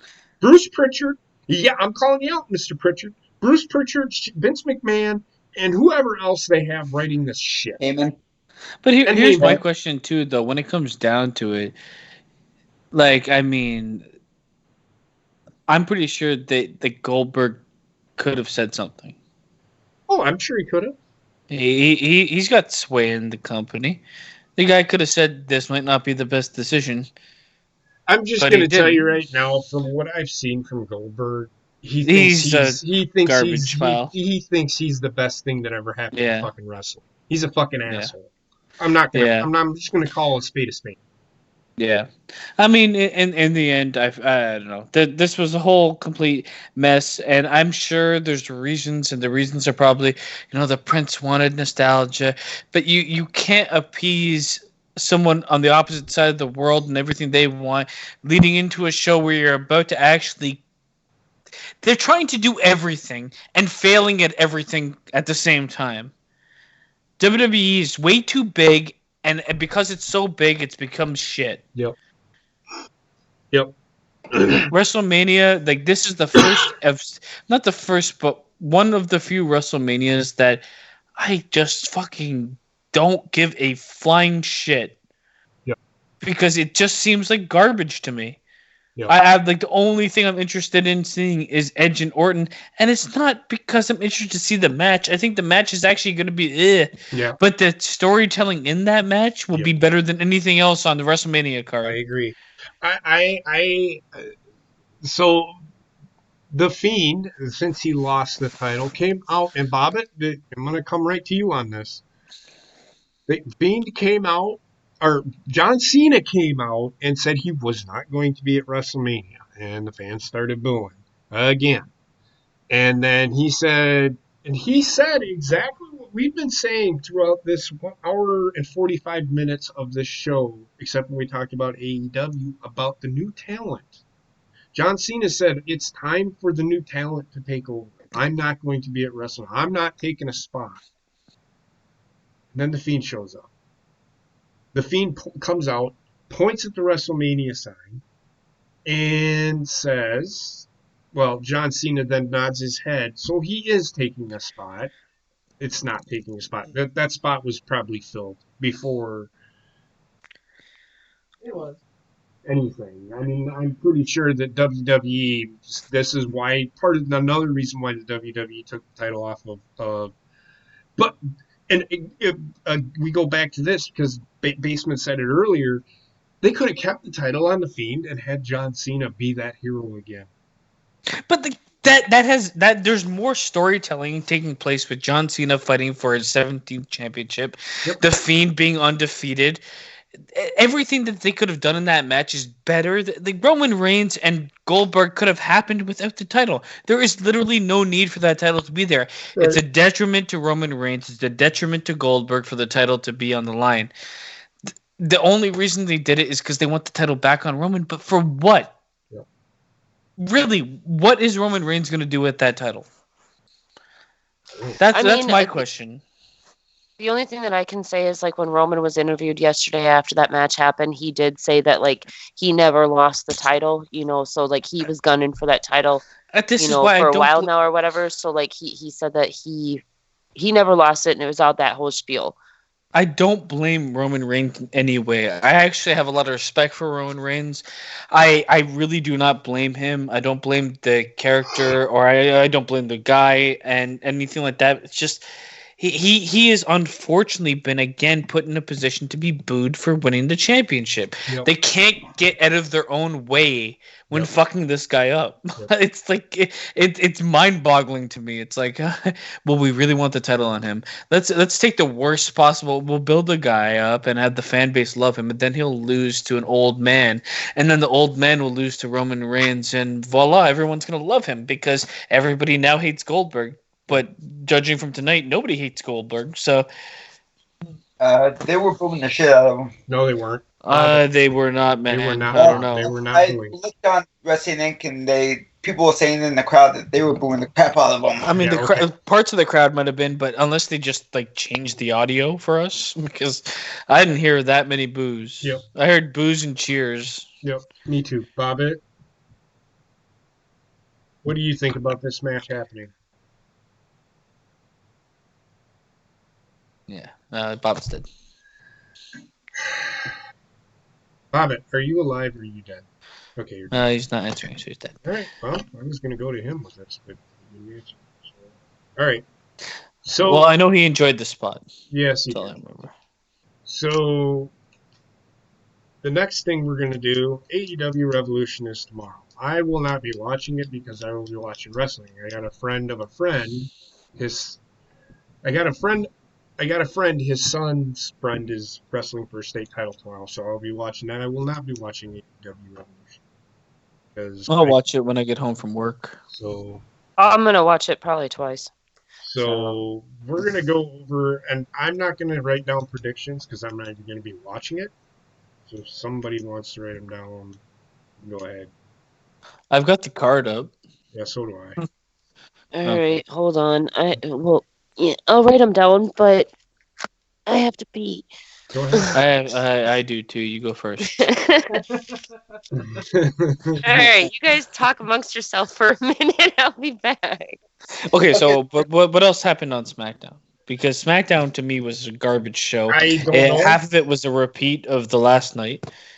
I don't know why fucking Big E is fighting. Oh well, Sasha Robert Banks Roode. came back. Oh, yeah. I think they're doing a fatal four-way at WrestleMania for the women's title. I mean, to me that would make sense considering they didn't turn her as soon as she came back. Right. But the thing is, they're not going to turn her face. If anything, They'll turn Bayley exactly. Bailey is she's Big Show 2.0. She is. I have a feeling as time goes on because she can do a face if she doesn't have to talk. Yep. And she can do a heel, but actually she can't do a heel. Like her heel character right now sucks fucking ass, man. Right. I don't know. But yeah, Sasha Banks came back and they lost. Yep. Okay, we had two matches with champions, and both matches the champions got pinned. Bailey gets pinned, and then the other one was John Morrison gets pinned. I think the reason that Bayley got pinned is what happened yesterday, 50-50 booking. I don't like the 50-50 booking can exist, but it shouldn't exist with champions. No, I get you. I think that's why they did it, though. I'm not just. I think that's why. And man, oh my god, just talking about Saudi Arabia, the Undertaker looks old as fuck, man. Yes, he did. I'm telling you right Didn't now, even like take his fucking hat off.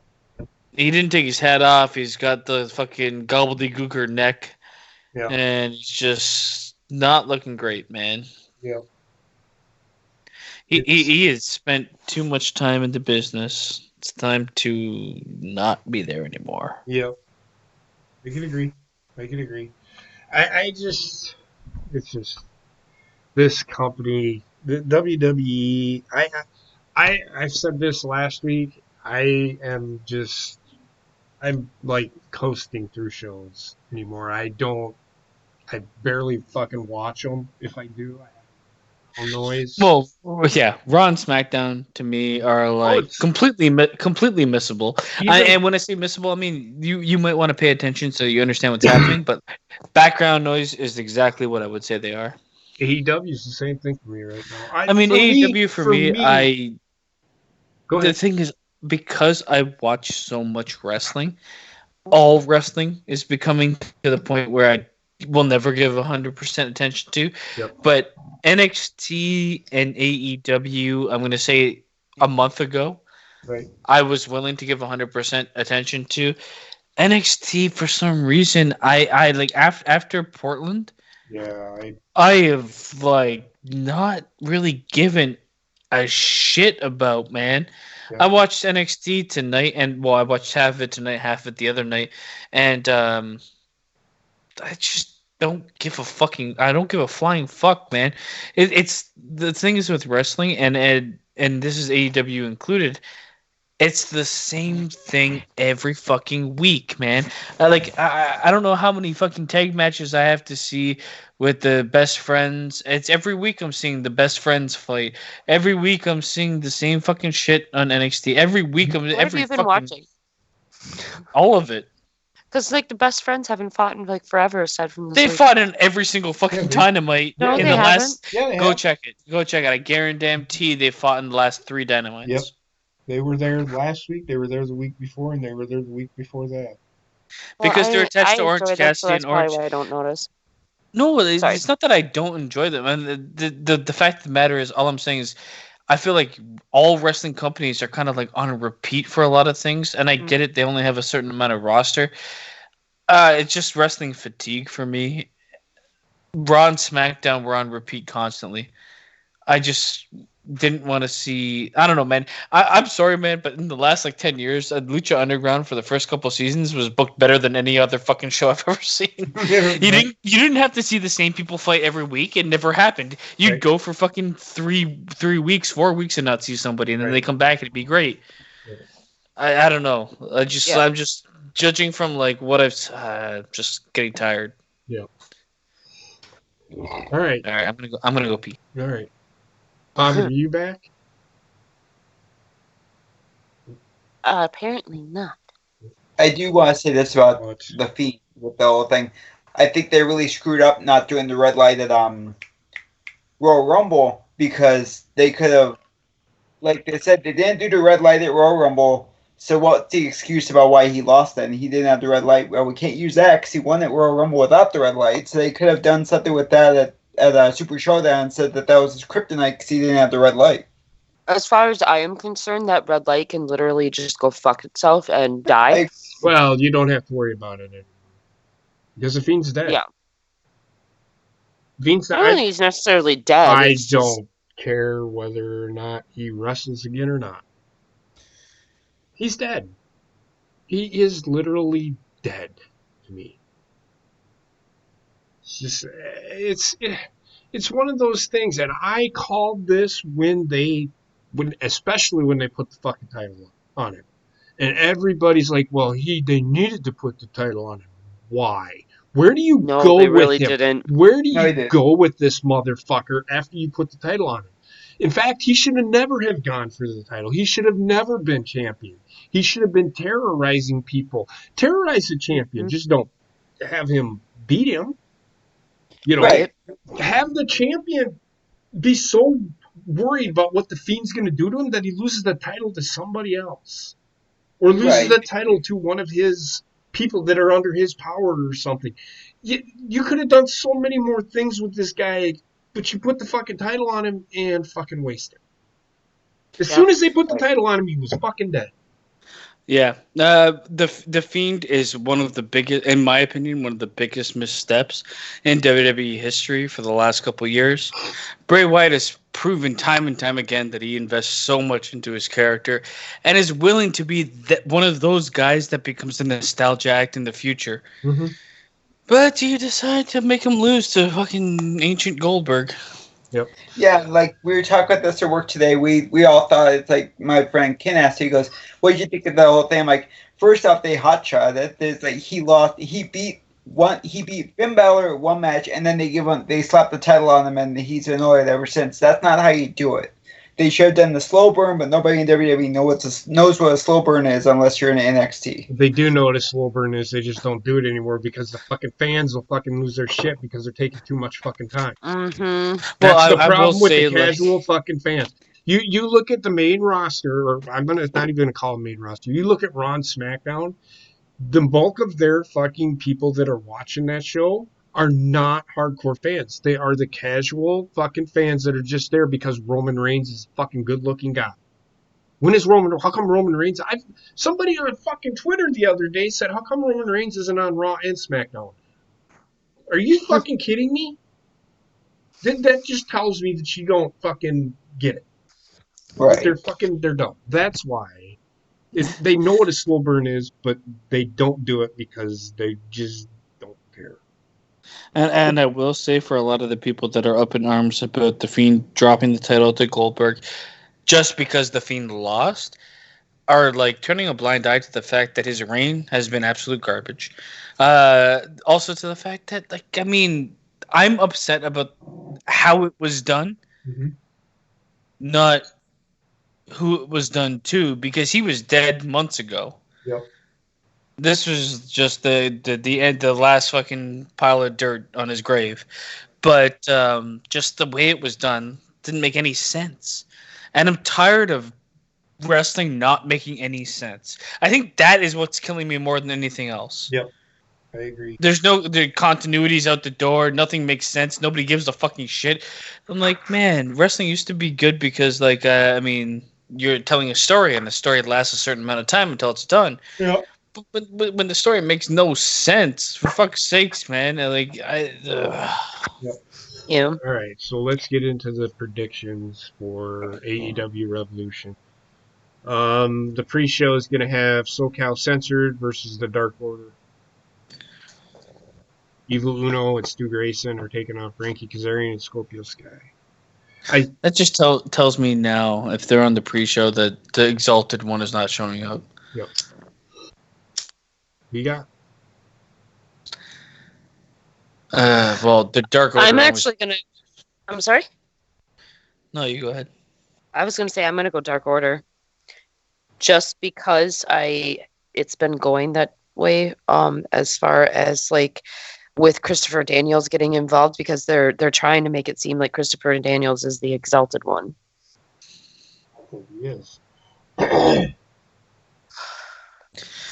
Even if he, I don't know. I feel like as part of the fan base, I literally won't give a shit. Right. But I could see the Dark Order actually winning. I don't fuck. Actually, no, I don't give. I really don't care at this point in time. I'm gonna say SoCal Uncensored wins. I'm going to go Dark Order just because they need to win. And if they don't win, I don't want to hear any more. But who gets the pin? Evil Uno, fucking clown. Yeah, probably Stu Grayson. Yeah. All the work, and Evil Uno will get the pin. All right, Heather. I don't think they're going to build much on the pre-show. Is all I'm Heather? saying. Dark Order. Okay. She's painting. Track. Yeah, Dark Order. Okay, Bobbit. Bobbit. Back. You All said right, I'll something go that back. you were taking off. Jesus. Next match. This match I could give two shits about. Pac versus Orange Cassidy. I'm going Oh, with yeah. Pac. Pac should fucking destroy him in 30 seconds. I don't care. I don't want to see this guy wrestle. There's no way Pac's not winning, in my honest opinion. He just lost, so he's going to take this one. I'm actually going Orange Cassidy. So Barry Pac. One of the guys that you... Pac, in my mind, does not need this push because everybody knows Pac is a badass and he can pull that trigger at any point in time. Orange Cassidy, however, is on fire with the crowd right now, and I think that they're going to pull that trigger on him. I feel like delivering 2 losses to Pac for a overly gimmicked Orange Cassidy. I get why. I fully actually I probably believe and agree with what you're saying, Gina. It's such like saying it's not a detriment to his character. It sounds like WWE booking. Yeah. Because the guys like they have a win-loss record, and he's gonna get 2 losses back to back. One like I can't believe his fucking gremlin face when he's in the back. I'm coming for you. Like, okay, yeah, you're coming for me, all right. You're coming for me to lie down so I can lie on top of you for 3 seconds. You know, even if Pac does win, I don't think it's going to be a squash match by any means. Like they're gonna showcase Orange Cassidy. Oh, this is gonna be one of those matches where he's gonna do a lot of stupid shit. Yep. He's gonna start off kicking him, and then Try, he's gonna basically. get. It's. I mean, I don't know. I don't know how I feel about this, to be honest. Heather. Said Pac. And Trek. Yeah, let's give you Pax go win. I mean, Okay, if Orange Cassidy wins, it's gonna be like the Three Stooges type bullshit. Like he's gonna He's I gonna don't win know, with a roll up. fluke himself into a victory. Yeah. and just died. Oh. And Bobbitt's not back yet. I don't think so. Next match: Nyla Rose versus Chris Statlander. Now the Rose. Yeah, I agree. Heather's the same. Nyla Rose. I there's no build to this match, so I don't. There's nothing building on this, so whatever. It's just another. This is why Nyla Rose is going to win. If they start doing a story with Nyla Rose and her next opponent, then I could see them possibly. This is just Chris Statlander is going to lose. I don't know who's going to beat her. I'm actually gonna go with Chris Statlander. So you're going to put why? You're going to hot potato. I mean, Well, whatever. Trek. It's Nyla Rose. They just put it on there. They're not going to take it off this soon. All right. Next match: Mhm. Darby Allin versus Sammy Guevara. Going with Darby Allin. I wouldn't be surprised if Sammy Guevara won. You think she said Sammy by fuckery? Okay. Basement.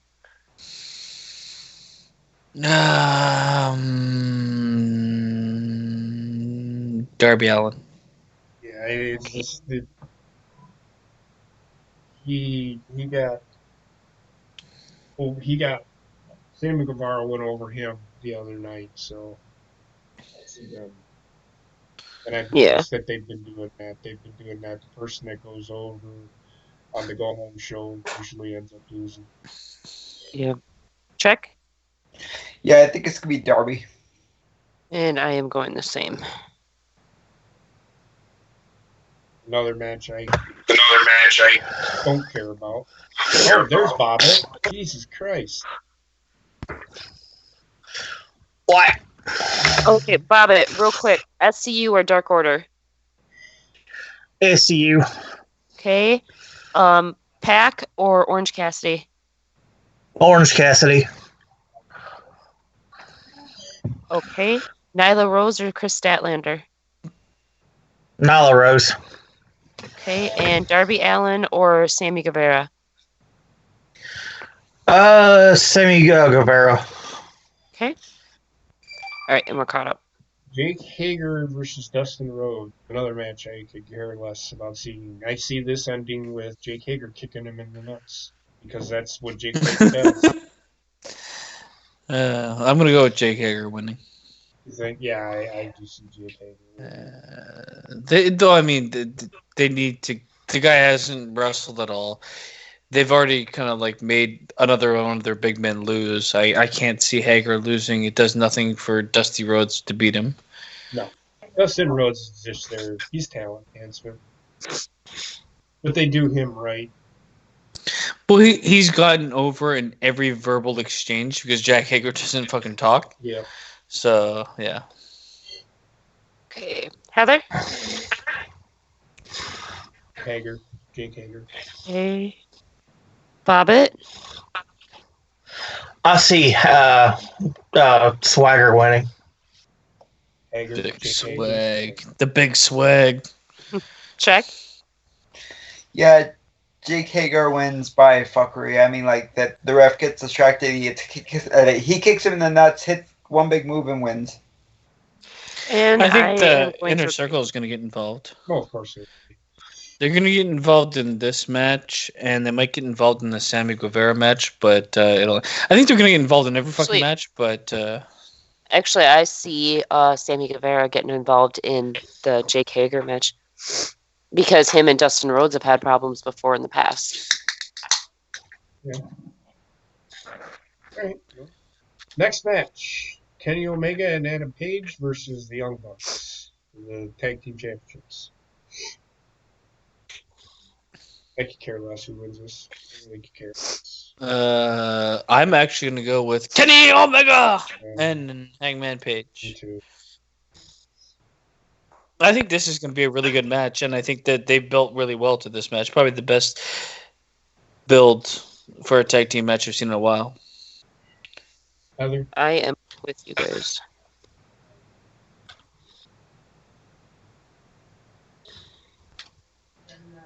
Kenny Omega and Hangman Page.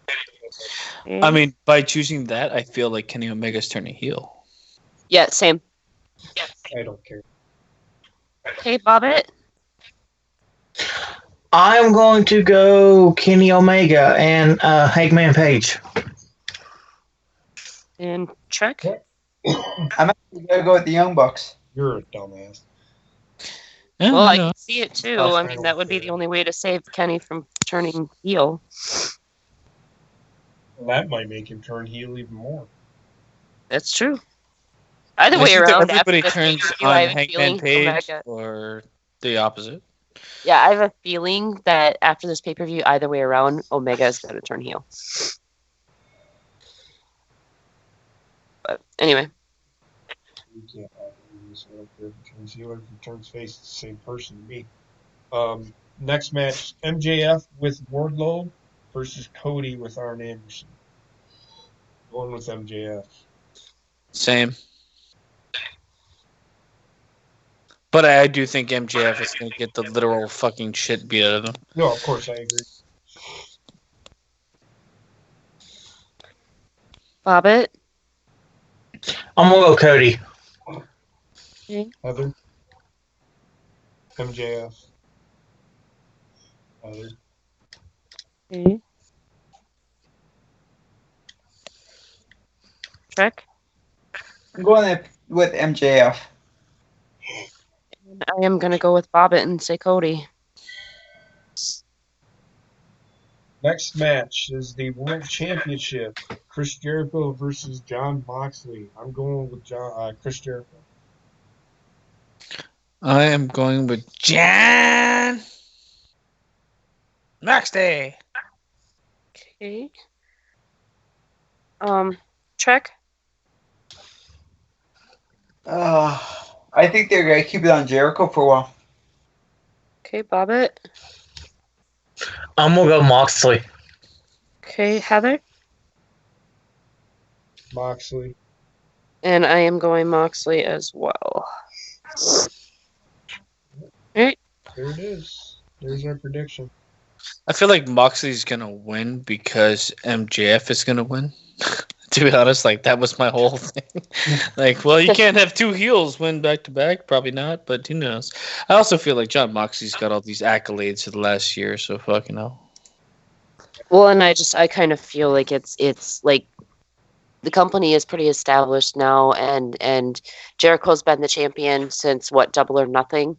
I just almost a year now. I feel like it's time to put that title on somebody else. Even just for like momentarily, like for a month or two or whatever, then so be it. But it's time to put it on somebody else. I think they missed the boat. They should have put it on Cody, and they didn't.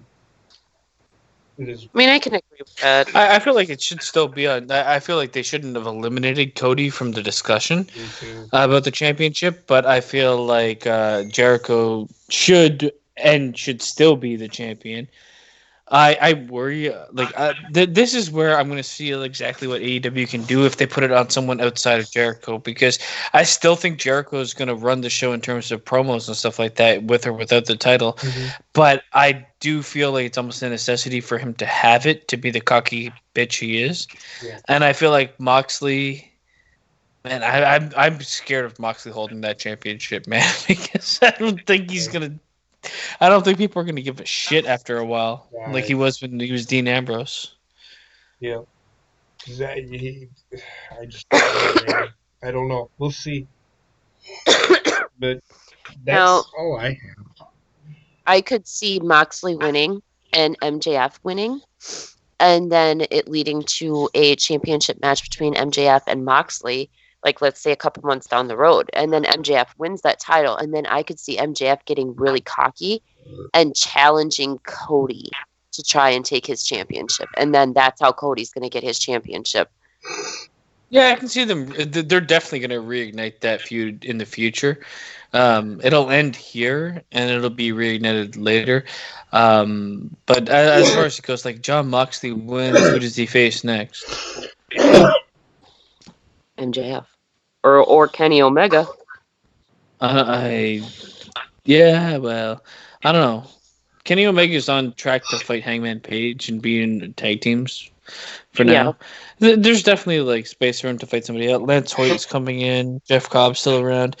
I don't know. In the end, Sorry. we'll see what happens. Well, I mean, you also got to remember that, Jeff Cobb, he supposedly joined the Inner Circle. So if Jericho drops that title, then either Cobb or Hager are probably going to be the ones coming after Moxley for that title. But do you want to have the Inner Circle just be the only ones that are going after the title? No, I'm I just don't saying, even like, know. the time being. I think they should, like... I just feel like, okay, so Moxley wins it. Jericho defended it a couple times. He's going to have to defend it a couple times before the next pay-per-view. I'm just trying to think. I'm thinking in my mind what kind of heels come up against him. Probably Pac, but he's got to win some matches. Agreed. Or get back on track, because I could see Pac versus Moxley for the title at some point in time as like a segue to him. And you've fighting also someone got else. Joey. You have also got Joey Janela, who is undefeated as of this year. I do not want to see Yeah. Oh my God. That match would be So it's gonna be death match for no reason. Very much. And One of that's the- go ahead, I'm Gina. sorry, Chad, go ahead. No, you're good. Oh, I was just going to say, like, one of the best matches that I've seen on AEW so far was actually on Dark, and it was Joey Janela versus fucking Kenny Omega. Versus who? Kenny Omega. Yeah, well, I mean, the thing is, Kenny Omega is gonna put on a good. Like, I feel like Joey Janela is okay, Yes, he's okay. He's but good he's mid not- card, but I don't know about that top title. Yeah, no, I would never do that. Kenny Omega is also almost on the same boat now because, like JP said, he can't fucking speak. I mean, it's such a, like, he needs to be part of like a group. He needs to be part of a group, and the group needs to speak for him. Agreed. He will win the championship at some point in time, sooner rather than later. Yep. But I don't know how they're gonna like make that work with their TV fans. Yep. Anybody got anything else? Yeah, I want to say this. Okay, so we said this in the Horny Goat chat. AEW is doing their shit ass backwards because they're announcing people who have signed instead of keeping them good We already surprises. talked about it. We already talked about it. We weren't here.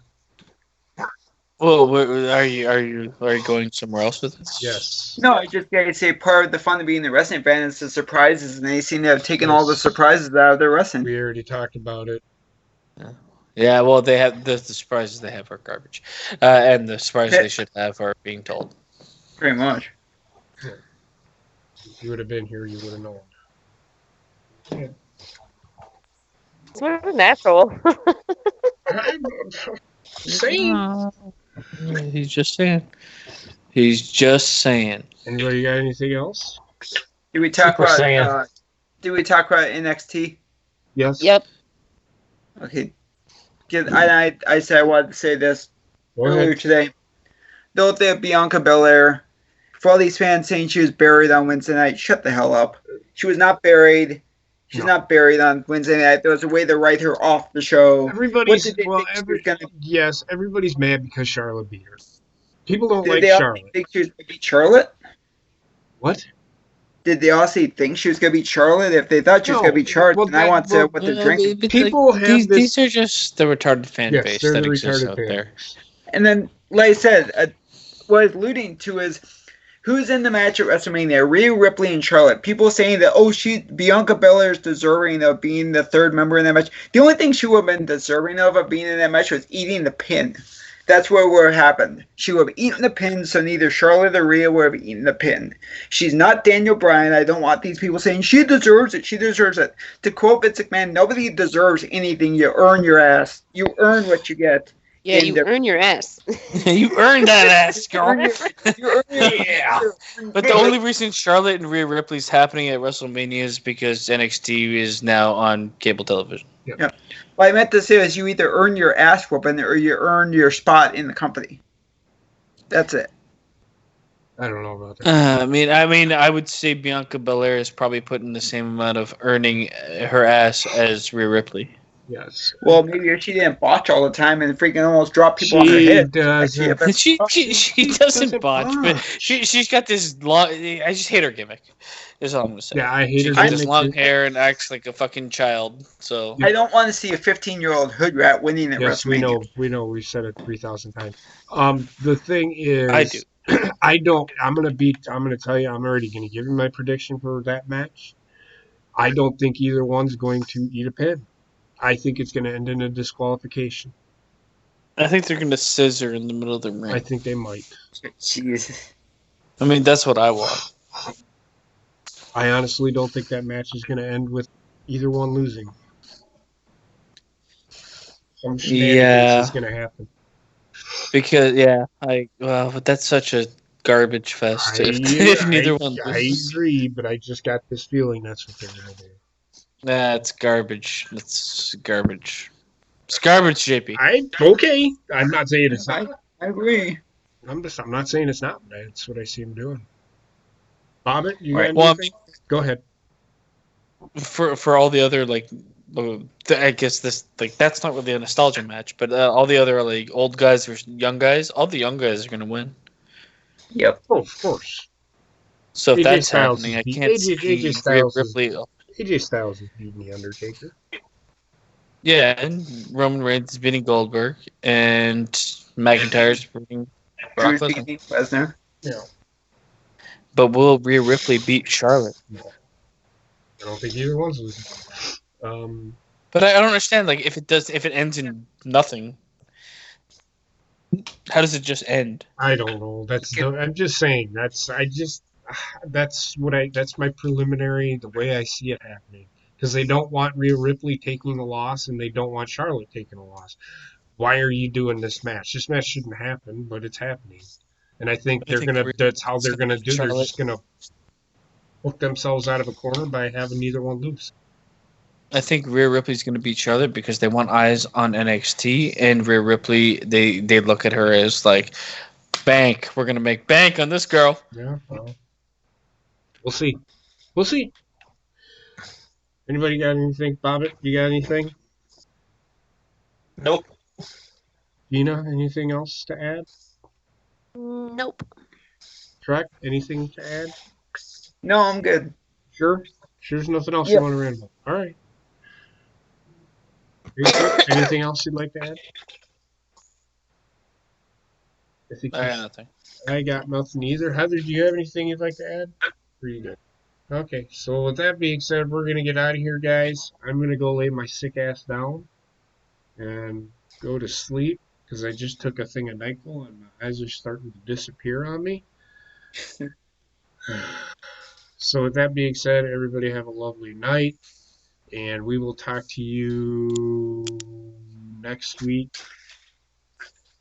Probably Saturday next week, if we can. Christmas schedule. We'll do This Week in Wrestling. We'll talk about AEW Revolution. I'll probably watch it at some point, depending. But yeah, so everybody have a great night, and we will talk to you later. Bye. Au revoir. Adios, muchachos.